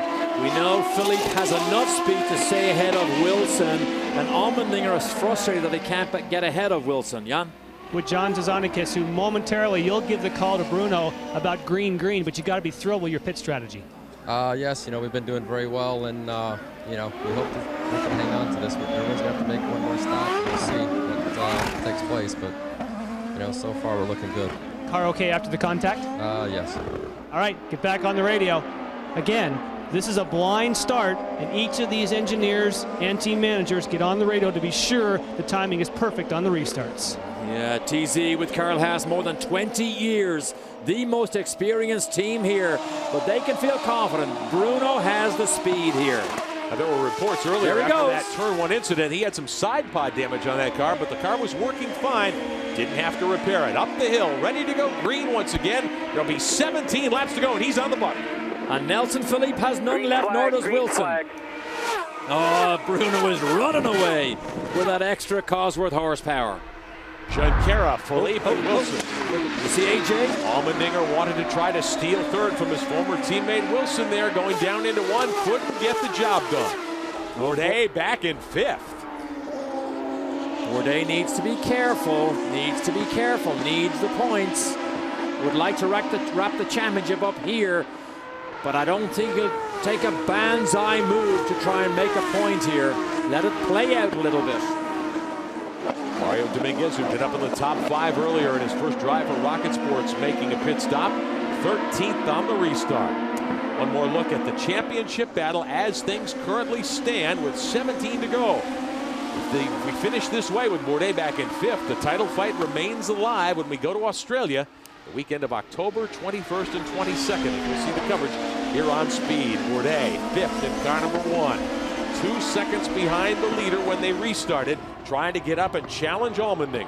Allmendinger right here in the blue and white Forsythe car is on the faster of the Bridgestone Reds.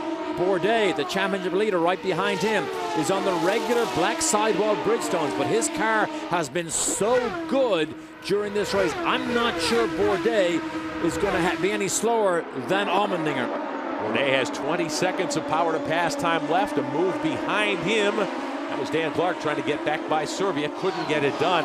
Allmendinger has no power to pass time remaining to defend that spot. So Bourdais may have a shot here if he gets a good run off the final corner.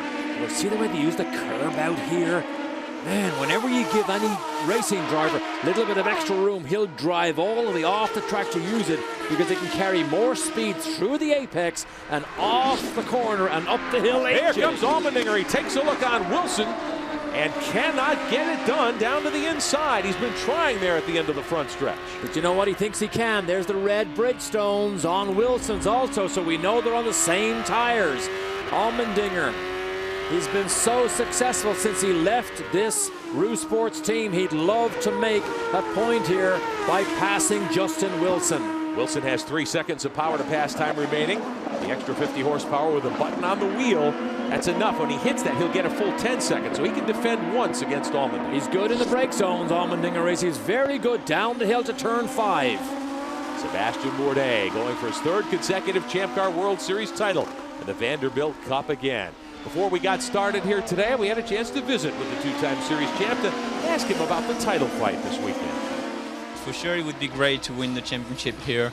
For all the families of the crew members are here, and the headquarters of McDonald's is just pretty much down the road. So it would be awesome. But if we can win this race, we'll win this race.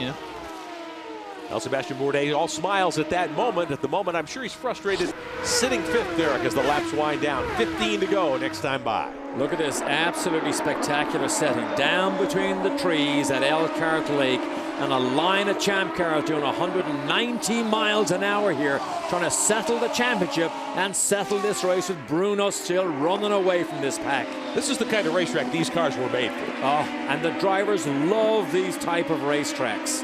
Up this big hill. Television doesn't do this justice here. This is like climbing a mountain up that front straight. Great run for Nelson Philippe in second, 3 seconds behind Junqueira. Here's the battle. Second, third, fourth is Allmendinger, fifth is Bourdais.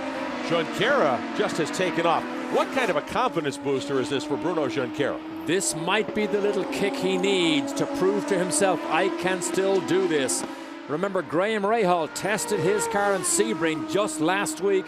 Went very, very well. Some people think Graham Rahal, Bobby's son, who's only 17 years old, is being lined up to potentially fill that seat that Bruno has right now. Bourdais has a little look down the inside of Allmendinger. Servia's right there with him in sixth. Bourdais has got to be careful because Servia's got power to pass time left.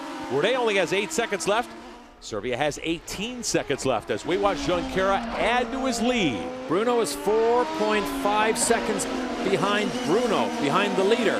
Remember, he has more fuel than Allmendinger and maybe Wilson, and certainly than Philippe, because they stopped earlier. So he knows that he's going to vault himself to the front even if he never makes a pass.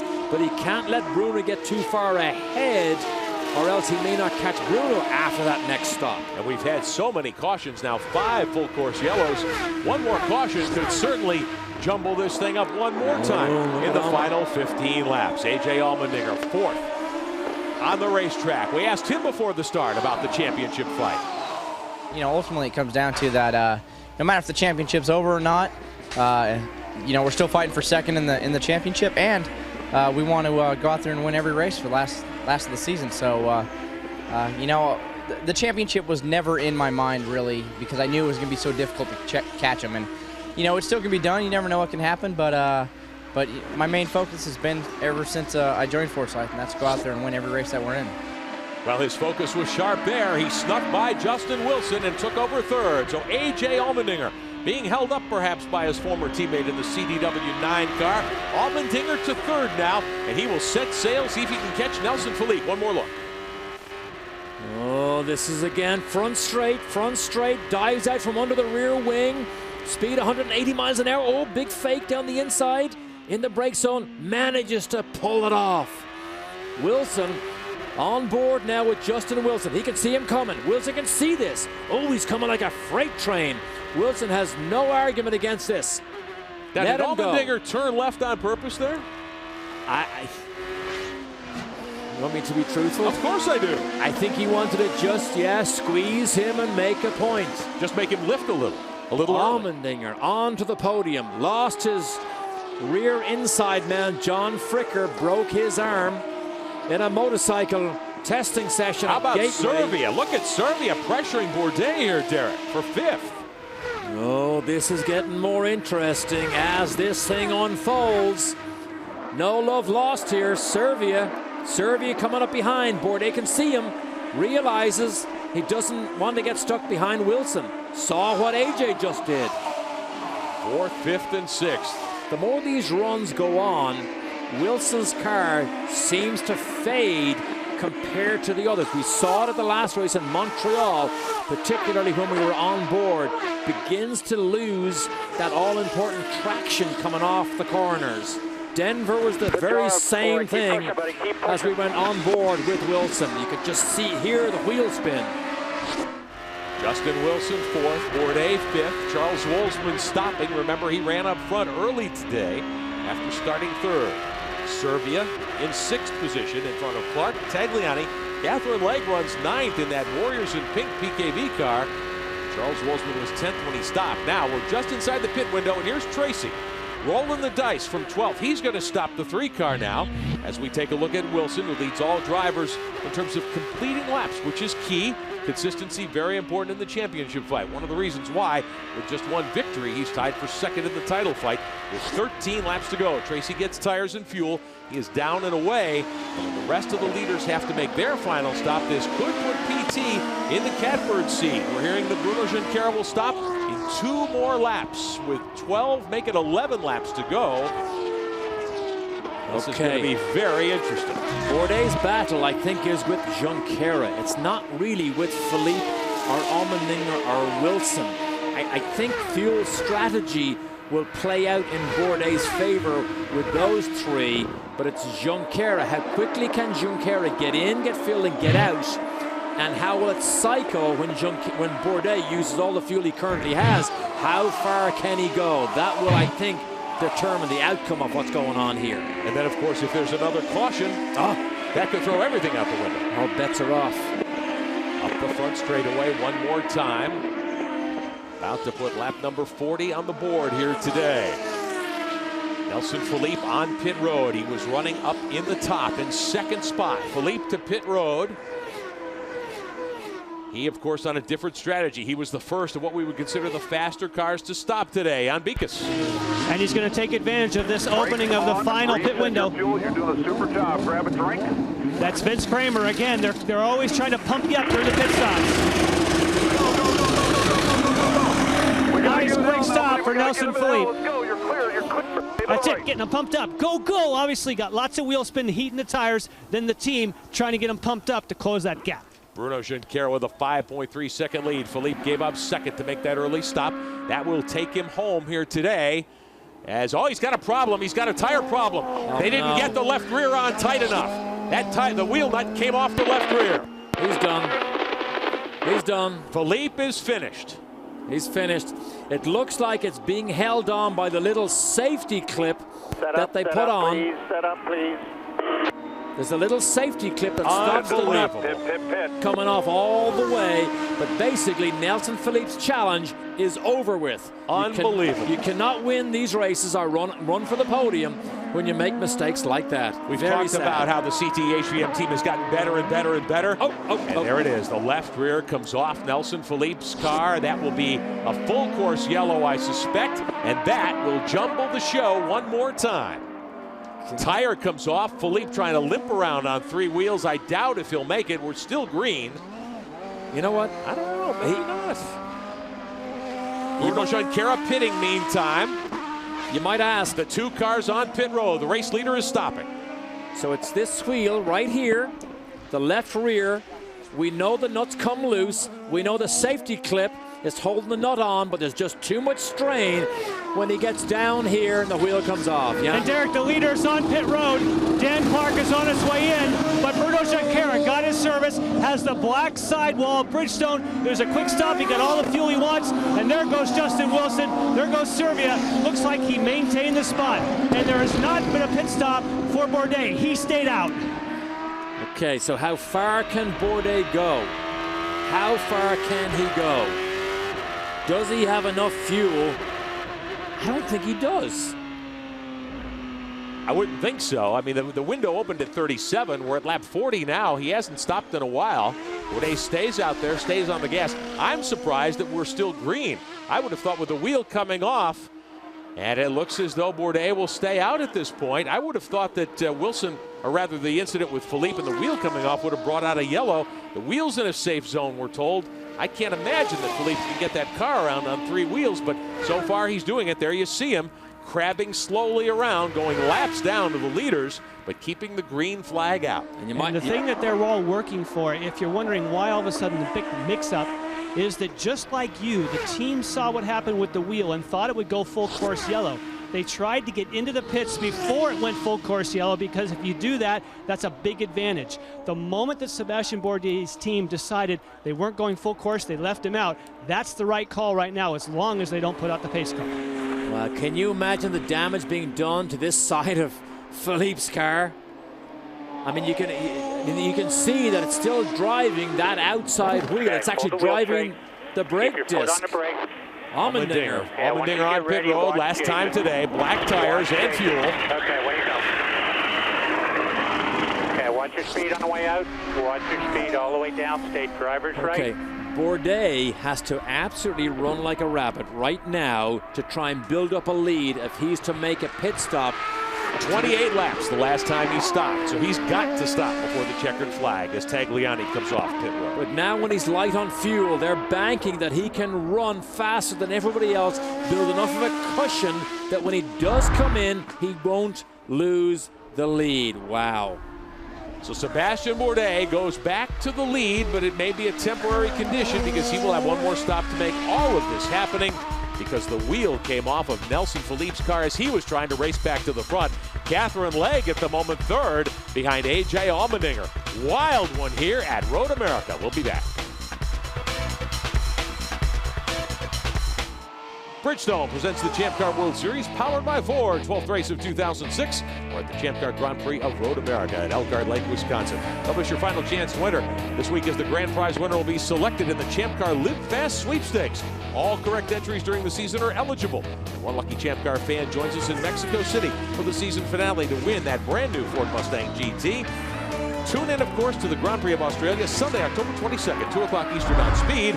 Find out who wins the Champ Car Live Fast Grand Prize. Our code word this week is Sebastian. ChampCar.ws, the website. Log on and enter. You still have a chance. Catherine Legge's final stop of the day. The Bell Micro PKV Warriors in Pink 20 car. Cameron.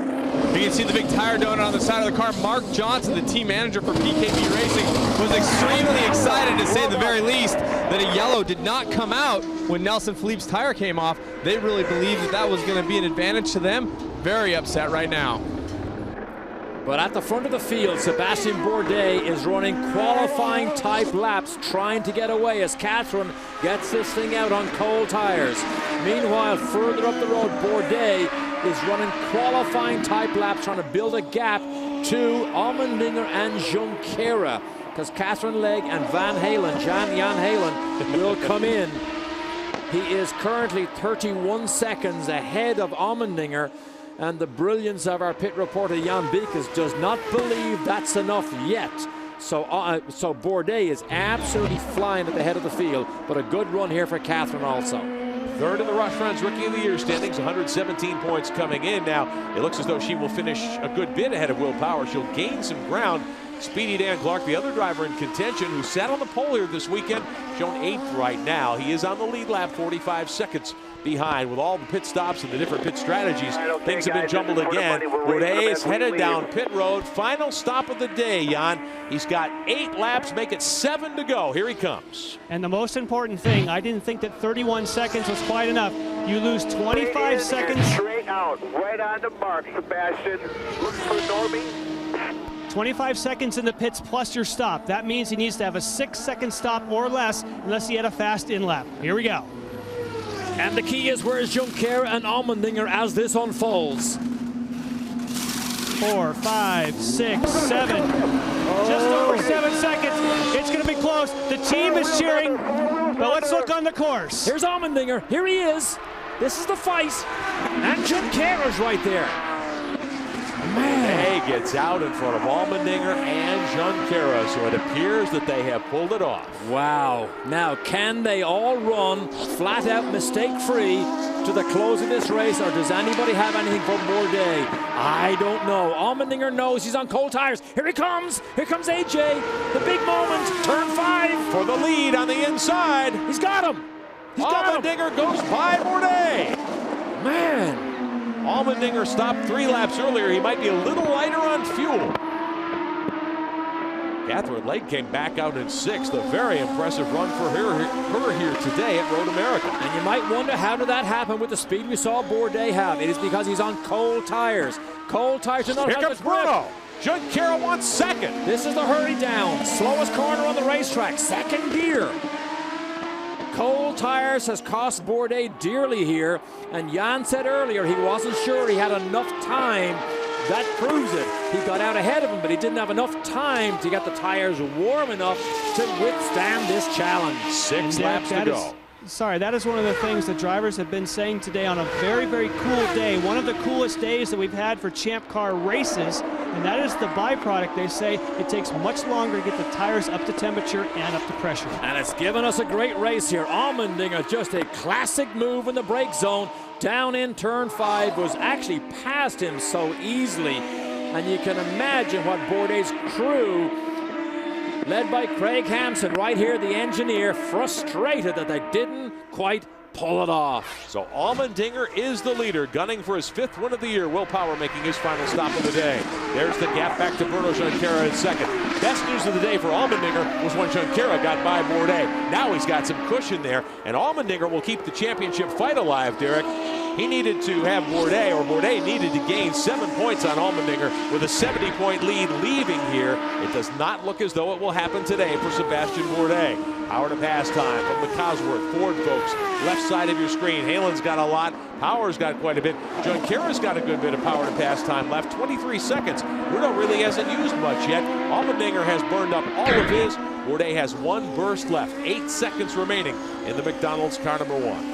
Well, the fastest man on the warm-up was Junkie, Bruno Junqueira. I don't know in the next 5 or 6 laps whether he can run down Allmendinger. It looks to me as if Allmendinger is in control right now. Allmendinger has the 1 pole this season, but the 4 wins, the big stat since he joined Forsyth Championship Racing.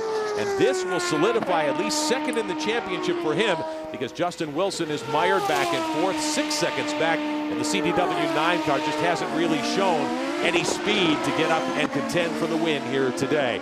For 6th, Catherine Legg and Dan Clark, and they've had quite an interesting battle this year. They tangled a couple of times early in the season at Houston and at Monterrey, Mexico. They put that behind them. Great day for Catherine Legg. Dan Clark wants to salvage. Oh, huge crash. Huge crash. Oh, no. Huge incident. Huge incident. It's Catherine. Is it Catherine Legg's car? The PKV car number 20. Lots of shrapnel on the racetrack. Full course yellow. Huge crash. The safety team from Champ Car quickly on the scene. And this is the flat-out kink right before Kettle Bottoms. It is the white knuckle area of this racetrack. Quickly to the tub of the car, which is upside down. We're told it is Catherine Legg in the Warriors in pink Bell Micro PKV car number 20. They are quickly on the scene. And full course yellow with 5 laps to go, and you see the bodywork there. She slammed the wall here on the outside, and the car immediately mounted the fence and began to roll in a sickening, violent series of rolls. All right, 5 laps to go. A.J. Allmendinger is the leader. We will be back at Road America. Back at Road America, the Champ Car Grand Prix of Road America. We are under yellow with 5 laps to go for a violent wreck involving Catherine Legg in the PKV car number 20. It seemed to be a single car incident, Derek, as she was at speed on the backside of the racetrack. It is the fastest corner here at Elkhart Lake, known as the Kink. It is a flat-out blinder. Watch up here. She's already off the track. She left the track, and then the car cleared up into the fence. Now, watch, the engine breaks off of the car. That's the engine right here. And the tub dispelling some of the energy. The wheels coming off. The best thing for a racing driver in a crash is that the bits begin to break off the racing car. You are held in the carbon fiber tub, which is the cocoon, which is your safety net, if you like.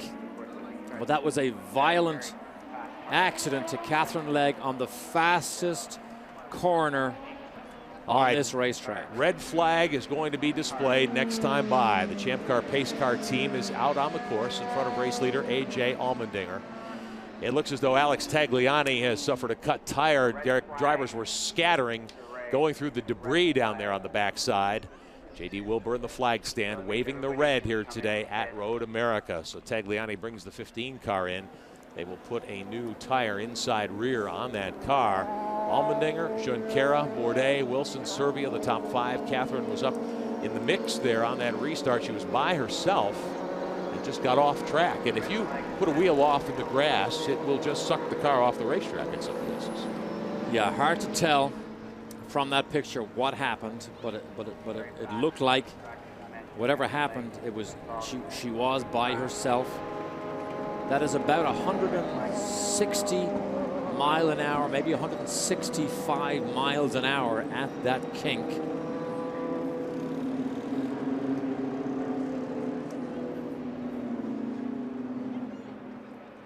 So a frightening moment here at Road America, the biggest racetrack the series visits, and certainly one of the fastest. Now we are told that Champ Car, after the field is stopped under the red, there will be a cleanup, and we will finish this one under green. Now, of course, there's a 2-hour time limit here today. We did not think that would come into play. We're told 6 minutes or 4 laps will be the distance that will continue here. There are 4 laps to go. And if they count this lap under, as the red has already been displayed, there would be 3 to go. But it depends on a decision really from race control whether this lap will count as a caution lap, even though the red was shown by J.D. Wilbur last time by. So the field will be stopped. We will finish under green, we are told, after the cleanup takes place.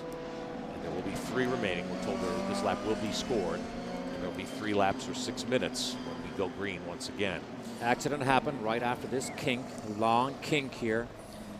The reason why it's so fast down there is they accelerate so much down through this kink. This is a 4th gear balance corner up to 5th gear.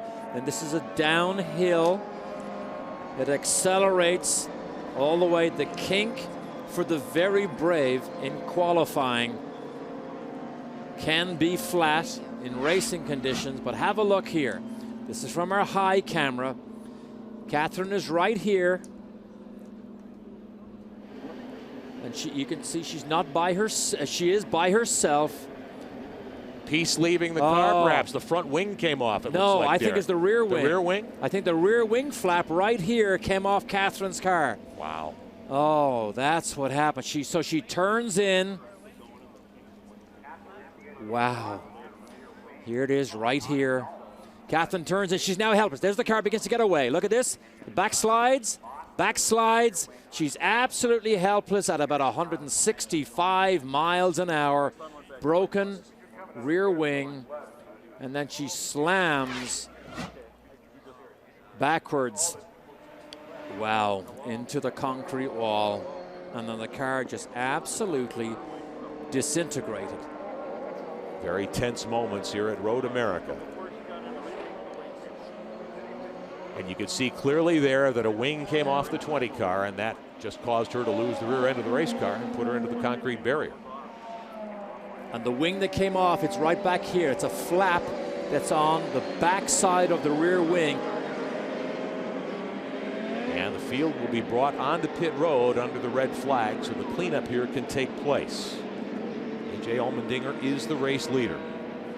Teams bringing battery carts to their cars to get them restarted, and there's the piece of wing that left the Bell Micro car, and that loss of rear downforce would be the culprit.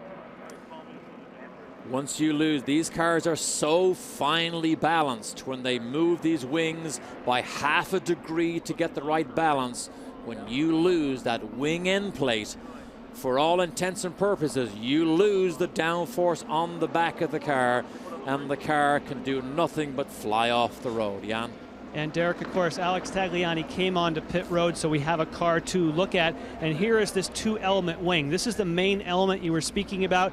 Here is the element that I assume you're talking about came off. I didn't get to see the replay. That's it. But certainly, if this element somehow left, you're exactly right. There is essentially no downforce on this once you lose the flap. No way our driver could control it.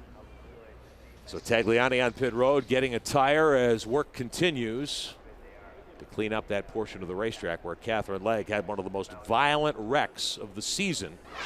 The Warriors in pink car. One more look. Here's Catherine right here. Pink car. There's the wing. Comes off the car. Flies through the air. Flies through the air. Catherine is now a passenger in a car that has no control. 160 miles an hour, she loses control and just suffers one of the most violent impacts I think I have seen for many years. Nothing you can do about it. There's no good place to have that happen, but At that point, the car's in a corner and you're on the gas. Catherine Legg being transported in the ambulance. And we are hopeful that the news will be good. Field is stopped on pit road. There will be 3 laps to go. We will restart. A.J. Allmendinger will have the restart pole at Road America. And we welcome you back to Road America in Elkhart Lake, Wisconsin, the Champ Car Grand Prix of Road America, 12th race of 2006. We are red flagged with a couple of laps to go here today because of a violent one-car wreck involving rookie Catherine Legg and the PKV Bell Micro, car number 20, carrying that special Warriors in Pink paint scheme today. And Catherine Legg has proven herself a warrior here. That problem at high speed in that kink, as you call it, Derek, that right-hander, she was on the throttle. The rear wing evidently had a problem. The cross plate came off, one of the 2 elements, and you have no downforce. And the rest of the car being brought in on the hook. The car came apart. And as you mentioned, that's part of the safety design of these cars, to dissipate energy in a wreck. Dissipating energy is a friend of the driver in a violent impact like that. The worse the accident looks, the better it is for the driver, because the more pieces you can break off a car, including the engine or the gearbox or the side pods, the more energy you dissipate. That energy would potentially go into the driver otherwise. All right, Jan Beekes, what do you have for us downstairs? What I have is the president of Champ Car, Steve Johnson, who was just at the back of the ambulance when they unloaded Catherine Legg. I'm not asking you for a medical update, but what did you see? Well, Catherine gave me a smile and gave me a thumbs up when she went by, so that's a good sign. Just our prayers are with her and her family, and hopefully everything's okay. That's fantastic. We'll wait for the official medical update. Thank you, Steve. Sure. You know what? In a situation like this, I don't really care about the medical update. Yeah. Just to hear that news alone, sure, after seeing such an accident, they are warm words. You've been through some of these yourself. At breakfast today, we were talking about your incident at Michigan way back in the 80s. And you never know, as safe as you think drivers are inside these carbon fiber monocoques, the danger is whether your head hits something during the accident. Something breaks off the car, hits the driver in the head. Yeah. The unknowns of the accident are what can cause the problem. But to just hear that she smiled and gave Steve the thumbs up, I cannot tell you how heartwarming it is to hear that when you see the destruction down here at the kink after that such a violent accident. Well, we want to certainly compliment the Champ Car safety team. They are the best in the business. They've been at it a long time. They have a lot of support within the community, and they were on the scene almost as soon as the car came to a stop, getting to Catherine. One more look. Have a look at this again. The wing flies off right here. There it is. There goes the wing. There it is over here. Now she's a passenger, 160 miles an hour, and backs it into the concrete wall. One more look here, different angle this time. Another angle. Wing is already gone as she goes through the kink, and then the carnage. And you know, Derek, I saw something there. And here's the big one. Here's the big one. She's backwards, hits the wall, car goes straight in the air. Engine and gearbox break off right there. There's the engine and gearbox breaking off, and now the roll. She is inside this piece of the car here that is rolling down the racetrack, hanging on. And that's where the engine goes. Engine and gearbox is on the back. You can see smashed off the racing car. Side pod did what it was supposed to do. It collapsed there and took up a lot of that energy as she hit the wall. Now, the interesting thing, if we could see that again, and I'm sure we will, it looked as though there was more than one piece of wing that came off as she went down through. Might have hit the 14 car of Dan Clark. Still under red. We'll be back at Road America. Bridgestone presents the Champ Car World Series powered by Ford. Our coverage today being brought to you by Ford. Bold moves. They happen every day. And by Bridgestone Tires. Passion for excellence. And we welcome you back to Elkhart Lake, Wisconsin on a crisp fall Sunday afternoon. Road America Champ Car returns for the Champ Car Grand Prix of Road America. 12th race of the 2006 season.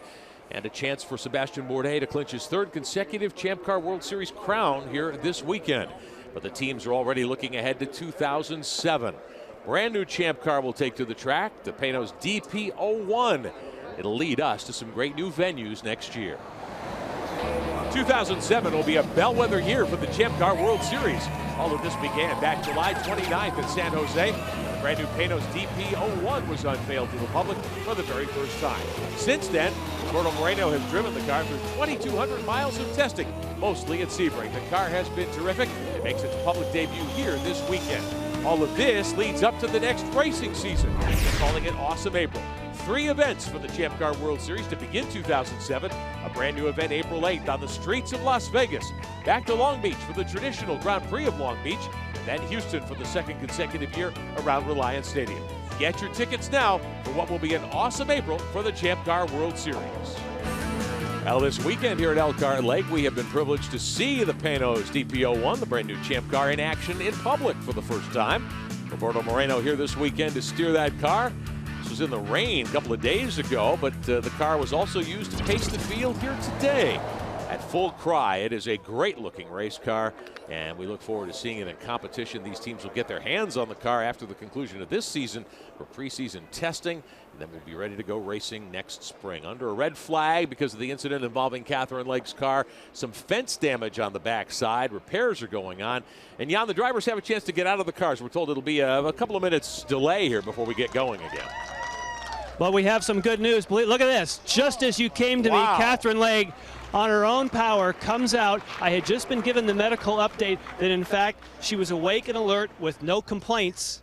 And obviously, that confirms it, and they're going to keep her here for observation. Fantastic news here at the medical center. Best news of the season to see Catherine Legg walk out of there. And that was her dad, Derek, who just walked out of the backside of your shot, Jan. He comes here from England every race to see his daughter, Catherine.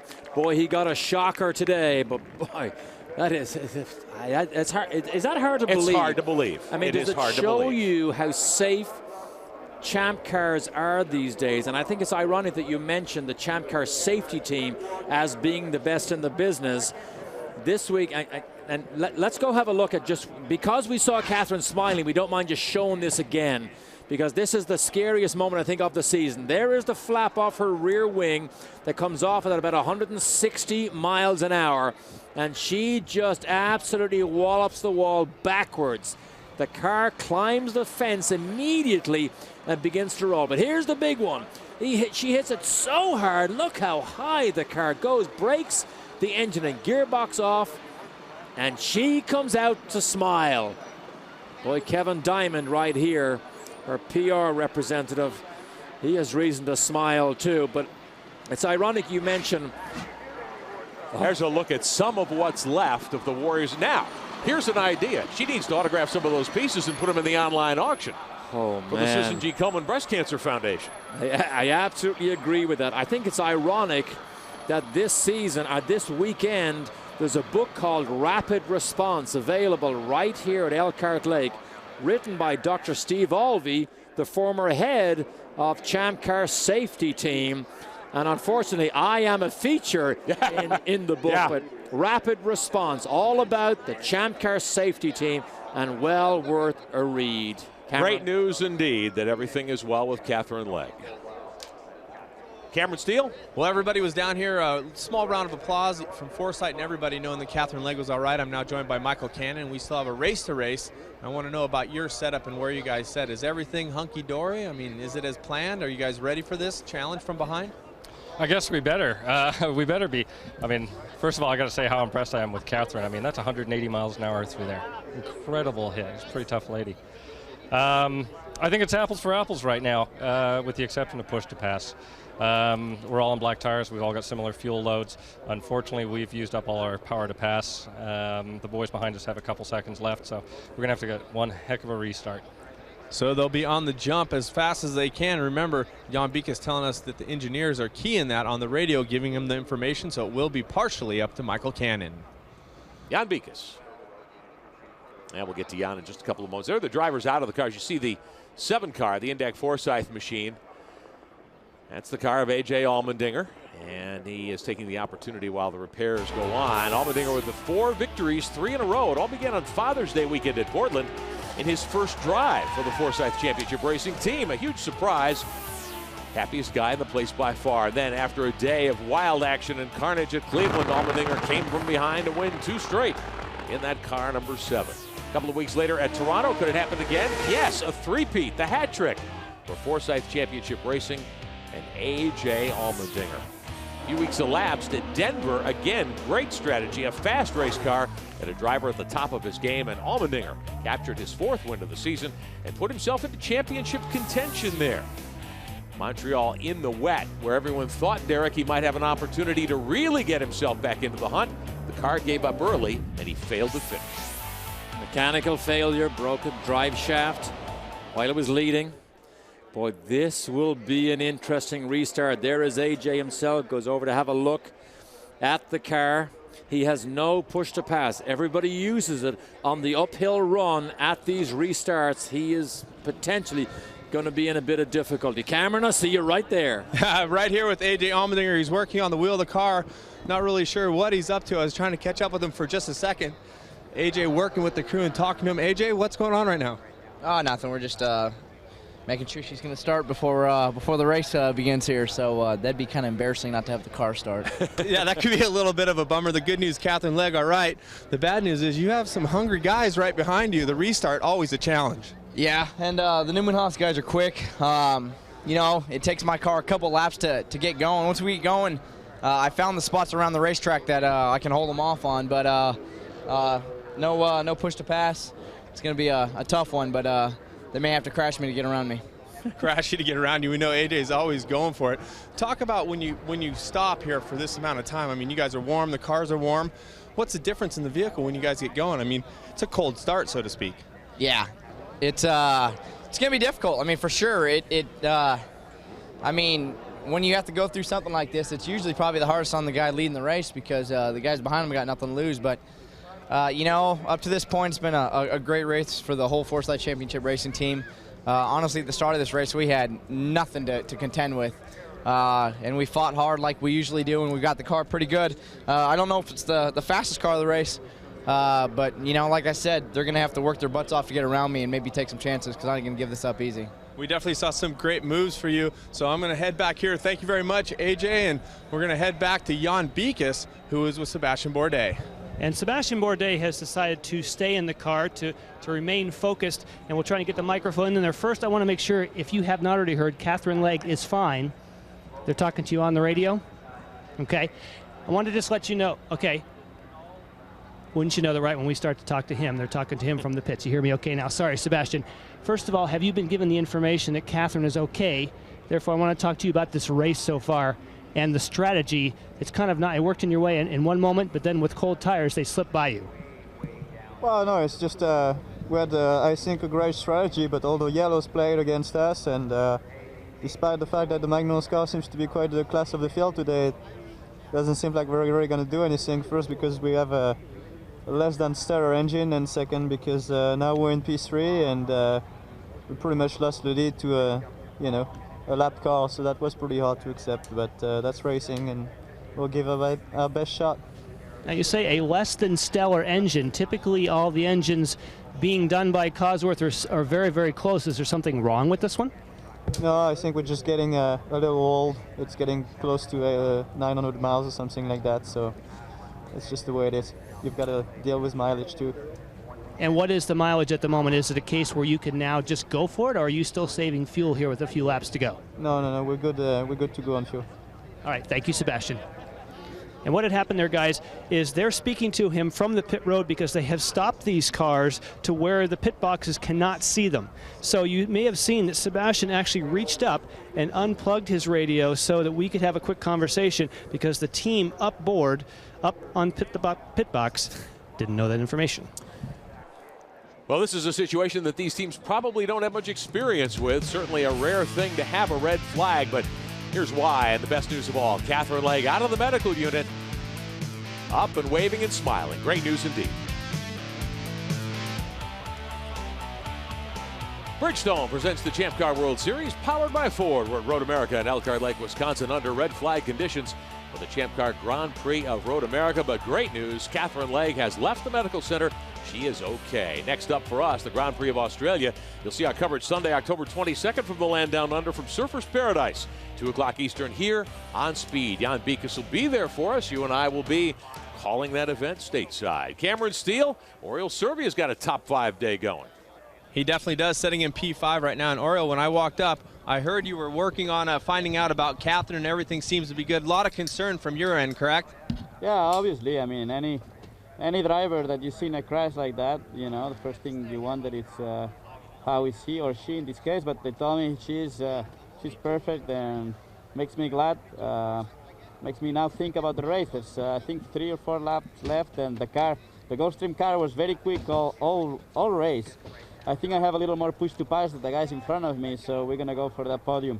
Really want to dedicate it to Cristiano. That's great, dedicating the race to Cristiano. I want to ask, are you talking with your engineer right now about when and where to use the push to pass, or is that something you'll make the decisions on your own for? Well, you know, you can make all kind of strategies beforehand, but once the green flag goes on, you know, you got to make a judgment call every time, depending how close you are to the guy in front or how close the guy behind you. But you know, there's not many laps, so we have to use it pretty quick. All right, Oriol, thanks so much for taking time with us, guys. Oriol Servia trying to make a charge forward.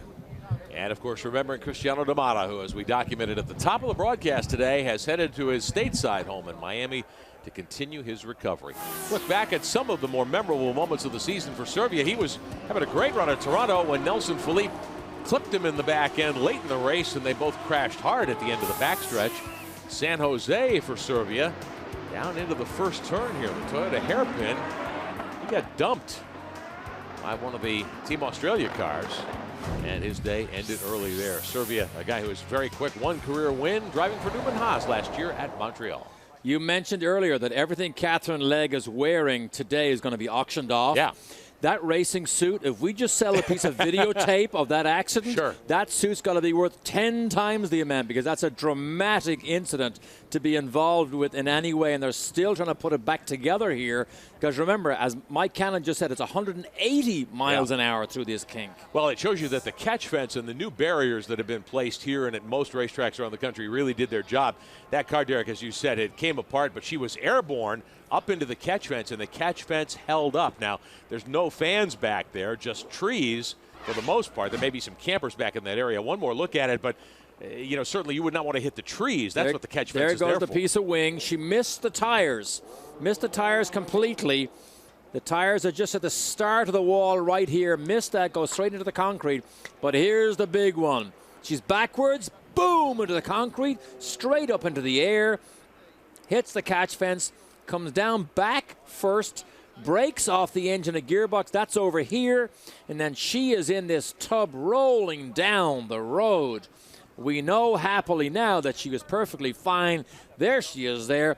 Everything that girl wears is golden, worth a fortune. Whoever's going to bid in the auction for that. Wow, that was awesome. All right, let's get it back downstairs. Some folks who had a great view of what happened with Catherine Legge.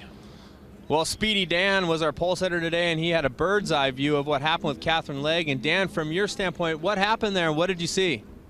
Well, we came out of the carousel, and we were both racing for position, and the race seemed to be winding down at that point, so it was kind of going to the wire. But then coming out of the carousel, I just saw her main rear wing plate just come off and hit my car. And your immediate reaction to think then is, yeah, I'm going to make a position because she's not going to be able to go fast anymore. But as soon as she went into the turn, the rear came out, and then realized she was going fast into the wall.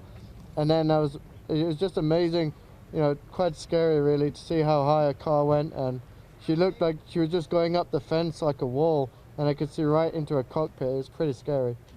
Was it hard for you to avoid the car or the debris? I mean, or were you already on the brakes when you saw the wing come off?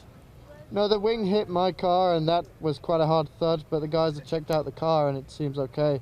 And then her car was like up in the air in the fence as I was going by, so there wasn't any debris at that time. Well, you were the pole setter today, Dan. I wanted to ask you, were you surprised at how clean you got away on that first lap? Did you expect a bit more of a challenge from the boys? Well, once all the excitement of achieving the pole is worn off, then you start realizing, oh God, I really got to think about how I'm going to get a good start. And, you know, whatever plan I had, it really paid off. And I was happy with that, but unfortunate with the restart there. All right, we'll see how it goes for Speedy Dan. Thanks for taking the time, Dan. Thank you. Clark will restart 6th for the Imagine CTE HVM team. He has turned in a good run today.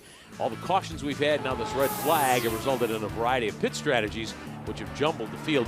At Denver, Clark got on the podium. Thought he had one. He was running second late at San Jose when he had problems with the gearbox, but he ended up 3rd in Denver and then in Montreal. A good run through the drying track conditions in that CTE HVM Burden to Bear Entertainment entry.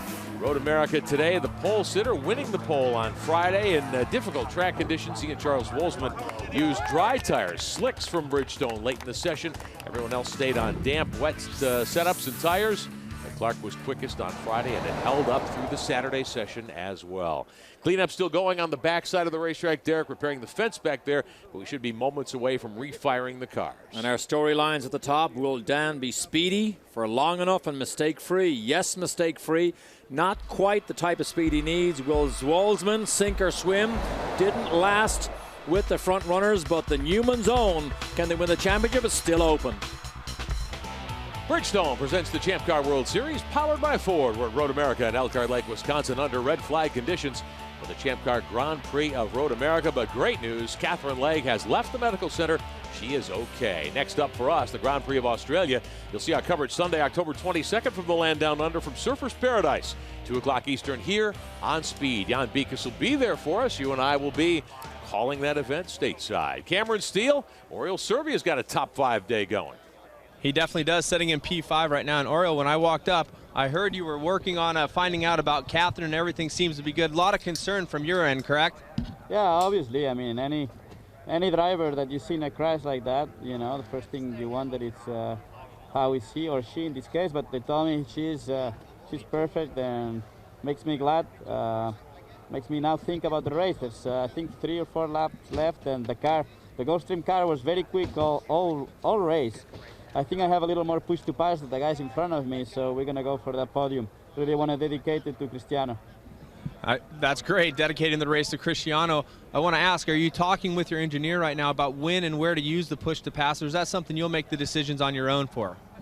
Well, you know, you can make all kind of strategies beforehand, but once the green flag goes on, you know, you got to make a judgment call every time, depending how close you are to the guy in front or how close the guy behind you. But you know, there's not many laps, so we'll have to use it pretty quick. All right, Oriol, thanks so much for taking time with us, guys. Oriol Servia trying to make a charge forward. And, of course, remembering Cristiano D'Amata, who, as we documented at the top of the broadcast today, has headed to his stateside home in Miami to continue his recovery. Look back at some of the more memorable moments of the season for Servia. He was having a great run at Toronto when Nelson Philippe clipped him in the back end late in the race, and they both crashed hard at the end of the backstretch. San Jose for Servia, down into the first turn here. The Toyota hairpin, he got dumped by one of the Team Australia cars, and his day ended early there. Servia, a guy who was very quick, 1 career win, driving for Newman Haas last year at Montreal. You mentioned earlier that everything Catherine Legge is wearing today is going to be auctioned off. Yeah. That racing suit, if we just sell a piece of videotape of that accident, sure, that suit's got to be worth 10 times the amount, because that's a dramatic incident to be involved with in any way, and they're still trying to put it back together here.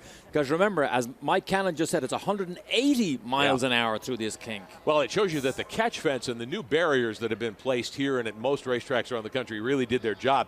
That car, Derek, as you said, it came apart, but she was airborne up into the catch fence, and the catch fence held up. Now, there's no fans back there, just trees for the most part. There may be some campers back in that area. One more look at it, but you know, certainly you would not want to hit the trees. That's what the catch fence is there for. There goes the piece of wing. She missed the tires.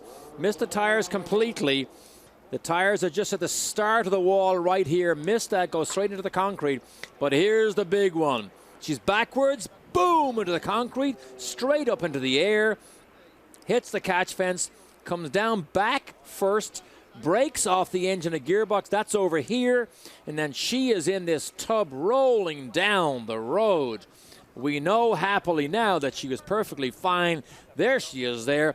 Everything that girl wears is golden, worth a fortune. Whoever's going to bid in the auction for that. Wow, that was awesome. All right, let's get it back downstairs. Some folks who had a great view of what happened with Catherine Legge. Well, Speedy Dan was our pole setter today, and he had a bird's eye view of what happened with Catherine Legge. And Dan, from your standpoint, what happened there? What did you see? Well, we came out of the carousel and we were both racing for position, and the race seemed to be winding down at that point, so it was kind of going to the wire. But then coming out of the carousel, I just saw her main rear wing plate just come off and hit my car. And your immediate reaction to think then is, yeah, I'm going to make a position because she's not going to be able to go fast anymore. But as soon as she went into the turn, the rear came out and then realized she was going fast into the wall. And then it was just amazing, you know, quite scary really to see how high her car went. And she looked like she was just going up the fence like a wall, and I could see right into her cockpit. It was pretty scary. Was it hard for you to avoid the car or the debris? I mean, or were you already on the brakes when you saw the wing come off? No, the wing hit my car and that was quite a hard thud, but the guys had checked out the car and it seems okay. And then her car was like up in the air in the fence as I was going by, so there wasn't any debris at that time. Well, you were the pole setter today, Dan. I wanted to ask you, were you surprised at how clean you got away on that first lap? Did you expect a bit more of a challenge from the boys? Well, once all the excitement of achieving the pole is worn off, then you start realizing, oh God, I really got to think about how I'm going to get a good start. And you know, whatever plan I had, it really paid off. And I was happy with that, but unfortunate with the restart there. All right, we'll see how it goes for Speedy Dan. Thanks for taking the time, Dan. Thank you. Clark will restart 6th for the Imagine CTE HVM team. He has turned in a good run today. All the cautions we've had now this red flag have resulted in a variety of pit strategies which have jumbled the field. At Denver, Clark got on the podium. Thought he had one. He was running second late at San Jose when he had problems with the gearbox, but he ended up 3rd in Denver and then in Montreal. A good run through the drying track conditions in that CTE HVM Burden to Bear Entertainment entry. Road America today, the pole sitter winning the pole on Friday in difficult track conditions. He and Charles Wolzman used dry tires, slicks from Bridgestone late in the session. Everyone else stayed on damp, wet setups and tires. And Clark was quickest on Friday, and it held up through the Saturday session as well. Cleanup still going on the backside of the racetrack. Derek repairing the fence back there, but we should be moments away from refiring the cars. And our storylines at the top, will Dan be speedy for long enough and mistake-free? Yes, mistake-free. Not quite the type of speed he needs. Will Wolzman sink or swim? Didn't last with the front runners, but the Newman's Own, can they win the championship? It's still open. Bridgestone presents the Champ Car World Series, powered by Ford. We're at Road America at Elkhart Lake, Wisconsin, for the 12th race of 2006. Upcoming next weekend, one of the most famous races in American motorsport, Petit Le Mans with the American Le Mans Series. Speed will get you where you've never been before. Uninterrupted coverage of the ALMS event with your purchase of the Speed Onboard Pass. All access begins September 30th at speedtv.com. To Cameron Steele. Well, I'm side by here with the CDW number 9 Roosport entry of Justin Wilson. And Justin, a little bit of a tough weekend for you. Have things kind of come together for you here in the race? Yeah, it's been difficult, but we've had a good race. We've made good progress. We've been at the front of this queue once, but dropped back in that last pit stop. So, hopefully we can make some moves in this last couple of laps and get back up and get on the podium. We know that you're traditionally a great starter, and this restart is a good game for you. You have a strategy you care to share with us? I'm just going to go for it. You see what Sebastian and Bruno do, if they put a move on AJ or if they're going to sit back and wait. But if I get the opportunity, I'm going. Well, there you have it. He's going to go for it. He has a few drivers ahead of him that are also known for going for it. We'll see how it shakes down. Now remember that Justin Wilson was tied with AJ Allmendinger, his former teammate, for 2nd in the series championship coming in here this weekend. Trying to keep Sebastian Bourdais from clinching at Cleveland. Wilson had a tough afternoon. One of many drivers who did not see the checkered flag. Just a passenger there as he went through the grass and tagged the jersey barrier. In Edmonton, though, his best day of the season, he tracked down Bourdais. Bourdais and his team had said they had made an improper tire choice. And the Roosport team, the CDW car with Wilson, got inside Bourdais and went on to victory at Montreal in the wet weather. Made a move here on Jan Halen. Wilson into the final corner, locked up the brakes, still damp. Through the final chicane, clocked the wall, and his day was done there before the checkered flag. But Justin with that win at Edmonton and a nice list of podiums and top 10s, 2nd in the championship. To Jan Beekes. And the best news is that Catherine Legge has walked out of the medical center under your own power. How are you feeling? A bit shaken, but I'm okay, as you can see. Oh, Sorry. All my bits are intact, so it's good. It goes to show how strong the cars are. It was a big impact, but hopefully everything will be fine for surfers. I'm sure you've been told now, but at the time, were you aware that the car broke? No, I don't think you're really aware of what's going on, you know. All of a sudden it just sped up and hit the wall, and then I see ground and there's dirt coming in, and I see the fence, and honestly you're thinking, you know, what's going to happen next? I think I saw bits breaking off and going all around me, and I think that I saw the engine split away because the car caught on fire, and the thing that scared me the most was, oh my god, it's going to catch fire. And then when the engine went away, I'm like, okay, well, that's good. So yeah, it was a bit scary. And as far as you know, you can recall all the moments of the incident? I think I had my eyes closed for a lot of it, to be honest. But you were limping somewhat. I mean, where do you have some injuries? Oh, I just banged my knee. When you get thrown around in the car upside down, you bang your legs on the bulkhead and on the steering column and stuff. So just a bit of bruising, which won't look too attractive in my dress in the Atlantics banquet tonight. But well, it's just such a great experience to see you smiling. I know you want to quickly get out to the pits to say hello to your crew, but yeah, I don't thankfully, think they're gonna fix the car, are they? No, they're not going to. But thinking about getting back into, I mean, it's a bit early, but thinking about the mindset of getting back into one of these cars that can do that, explain that. I'd get back in and finish the race. I think you have to be a bit detached to be a race car driver, right? You have to have a bit of a screw loose. Honestly, it's just one of those things. It goes to show how strong they are. Yes, it was scary, and yes, that's the chance I take when I drive one of these cars. It's what I do. You know, it's probably more dangerous riding horses or something like that. So you just have to put it to one side and have a healthy respect for it, but move on and keep doing what you do. Well, if riding horses is more dangerous, I think I'll stay away. Thank you, Catherine. Thank you very much. Great to see Catherine Legg on her own, walking on her own power, talking, feeling well. And team owner Kevin Kalkoven there to drive the golf cart. To get the Sharpies out, she needs to autograph some of these bits. Wow. Can you imagine the mental strength of a race car driver that can put this type of incident out of their mind and literally want to get back into the race right now if only there was a car available? Wow. Catherine, I'm impressed. Very impressive indeed. Catherine Legg will head back to pit road. We should be ready to restart in a couple of moments. Welcome back to Road America. The Champ Car Grand Prix of Road America about to resume with 4 laps to go here today. Obviously, the time limit has been suspended for now because we've been under red flag conditions for quite some time, but this race will finish under green. Fans turned out in droves here this weekend for the return of Champ Car to Road America, one of the historic tracks on this tour. The series has been coming here since 1983. Race director, a reminder, the premium subscription service of the Champ Car World Series, it's a free trial. When you sign up for a monthly subscription, you get the 6 live channels of video, live in-car radios, timing and scoring, lap-by-lap rundowns, 5 years of video, racing archives, of course, real-time telemetry. Free trial when you sign up for a subscription at champcar.ws. Click on the Race Director button on the left-hand nav bar. So the field is underway behind the Mustang GT pace car here at Road America. To wrap things up here today after the most frightening incident of the season involving Catherine Legg. She is fine. The car is gone.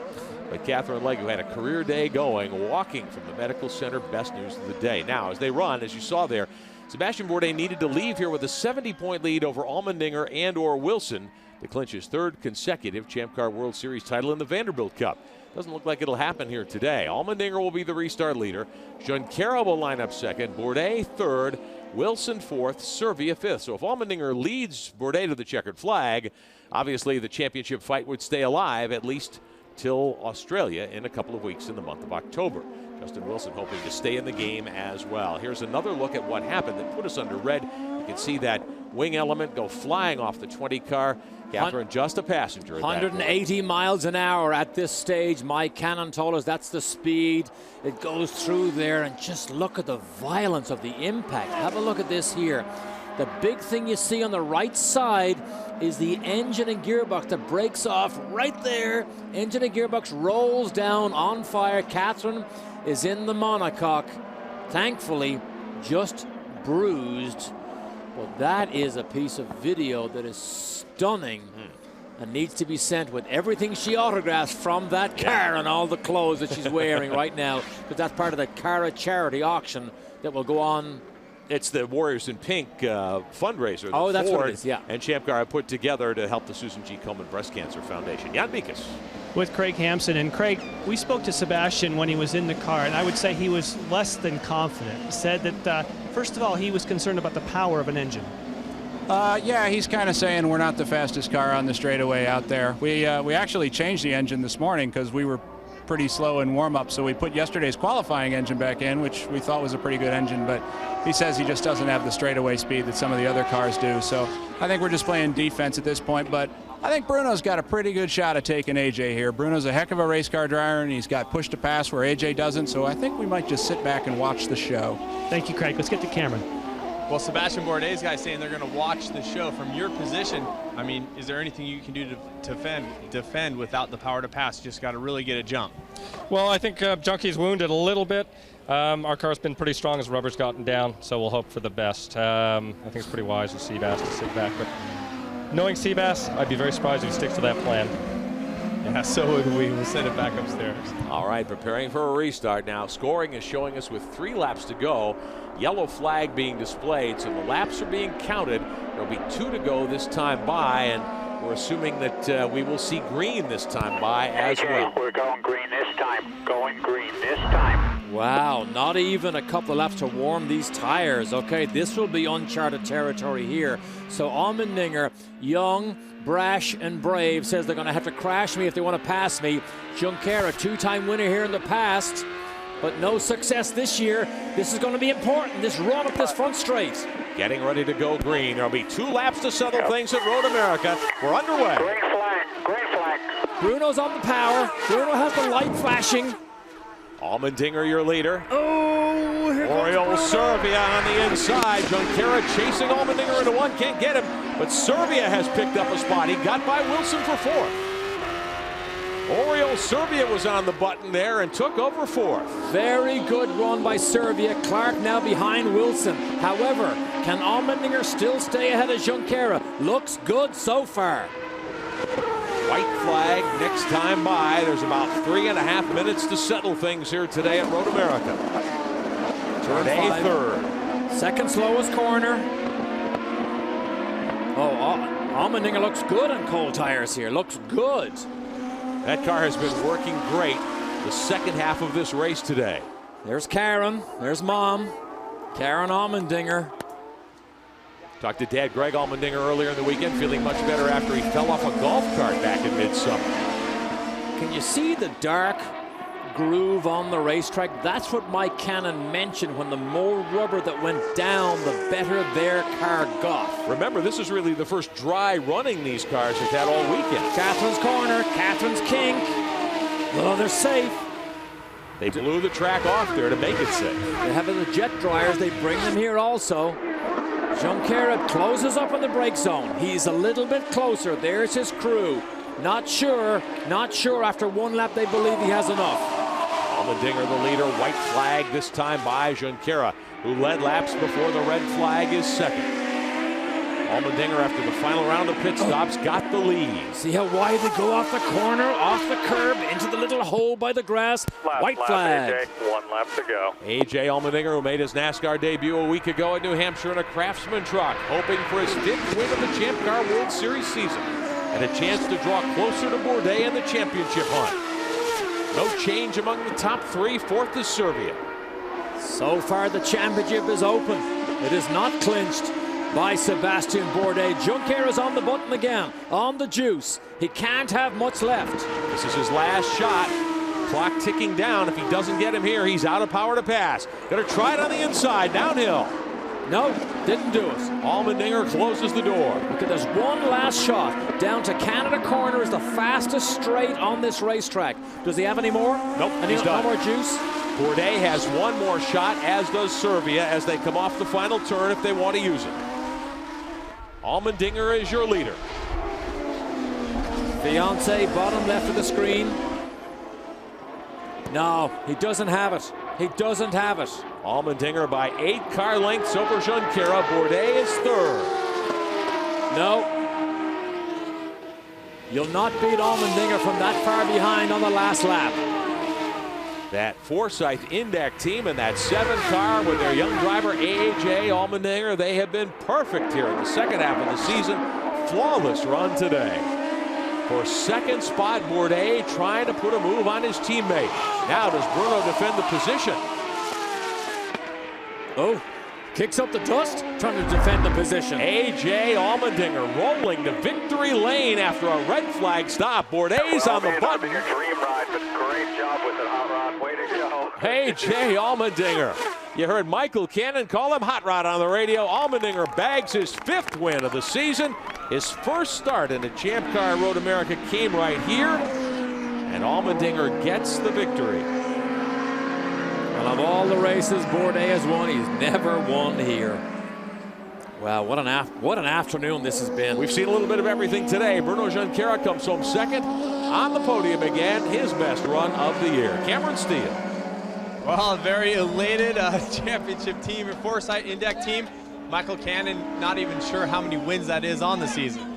Oh, it's amazing. Going into this race, I thought at the end of the race I'm going to have to apologize for AJ for having to drag that piece of crap around all day. He just drove the wheels off it. I am so impressed. His race pace is just magnificent. What I started to say, we're talking about the championship, and Bourdais could have clinched here. I mean, this definitely changes the face of things, doesn't it? And then Junqueira finishing second as well. Yeah, very mature for Sebastian just to sit there and chip away. He knows he can get a bit closer again. He's got a couple of racetracks that he's very good at. We're just going to have to keep winning him and hope something happens to him. It'd be nice to win more races than the championship winner does. Well, he's going to do some donuts. You talked about a push all day today. It didn't seem to be a factor, did it? No, the track definitely came to us. We didn't have time to make the adjustment. We were reluctant to because we're racing people in the pits. And as the track rubbered up, it just got better and better. It was very good at the end. Celebrations all around. A great job by A.J. Allmendinger. So Allmendinger wins his 5th of the season for Forsyth Championship Racing in a great run. Celebration up and down pit road in their pit stall. But I don't know, to me, Derek, the story of the day is Catherine Legg walking out of the medical center after the hardest wreck we've seen in the years we've been covering the Champ Car World Series. Allmendinger on a victory lap. Junqueira second. Bourdais on the podium third. The championship fight will continue to Australia, Jan Beekes. And you talk about Bruno Junqueira, second place, and at the beginning of the day, when he was stopped on the racetrack, Tom Smith, his race engineer, it's actually turned out to be a pretty good day. It was a good day for us. We got a little bit lucky the way the yellows fell, but there's no doubt that we had a great car today, and possibly good enough for a win, but at the end we didn't have it. Was it timing with the power to pass? Because he used it a few times when AJ could not, but it seemed like he just wasn't quite close enough for that draft. No, he wasn't. I think the car built a bit of understeer through the race, and at the end we had too much understeer to stay close to AJ in the turns, and therefore couldn't keep it tight enough to use the overtake and take advantage of it. Thank you, Tom. No problem. Well, the Newman Haas team will go back to the drawing board as we see their cars finish second and third today. Certainly a great result for most teams, but not the championship clincher that Sebastian Bourdais was hoping to apply to the field here today. Allmendinger will salute the fans as he rolls around the racetrack headed to victory lane here at Road America in the series return to Elkhart Lake. Here's the way the top 10 came across the line. Allmendinger, Junqueira, and Bourdais. Then you had Wilson fourth in front of Serbia. Actually, we have Serbia shown in front of Wilson here, according to timing and scoring on the final lap. And then you have Dan Clark and Zwolsman, Andrew Ranger, Jan Halen in ninth. A great run for him. Paul Tracy, after that trip into the gravel trap, gets credit for 10th here today. Tagliani, Dominguez, and Power next in line. Cameron. Well, I'm catching up with Bruno Junqueira, who's getting his gear off. Another podium for Bruno, but you got to be frustrated. A lot of people talking about you coming in here and being one of the favorites. Yeah, I mean, you had the race under control, and unfortunately, I think Nelson Felipe hit, and I had to pass him. So when I passed him, I lost, like, on my outlap, 3 or 4 seconds. That gives the chance of AJ to pass on the pit stop because he took a gamble and stayed longer. It's a shame, but good job for the Newman Haas race. Starting from 10th, you had a good car. Shame I couldn't get by AJ in the end. We saw you using the power to pass, just wasn't enough. Did you think you were going to be close enough on that downhill? Yeah, I thought, I don't know, I mean, I don't know what's happened on the last set of tires. I don't know if something happened on the car because of the first crash, probably on the car. And the car had a lot of fun this year, but I couldn't get by him. All right, thank you, Bruno. We'll send it back upstairs. All right, Bruno Junqueira in second here today. 58 points, the gap now between Bourdais and Allmendinger. 2 races to go. Justin Wilson's chance is still alive as well, Derek Daly. Great place to bring a championship fight. Surfers Paradise, Australia. Next up. Paul Tracy, who's had such a difficult year, has moved to 4th in the championship. Allmendinger ready to get out of the car. Jan Beekes. A.J. Allmendinger, just moments ago we talked to him, but now the payday. A.J. Allmendinger with another win.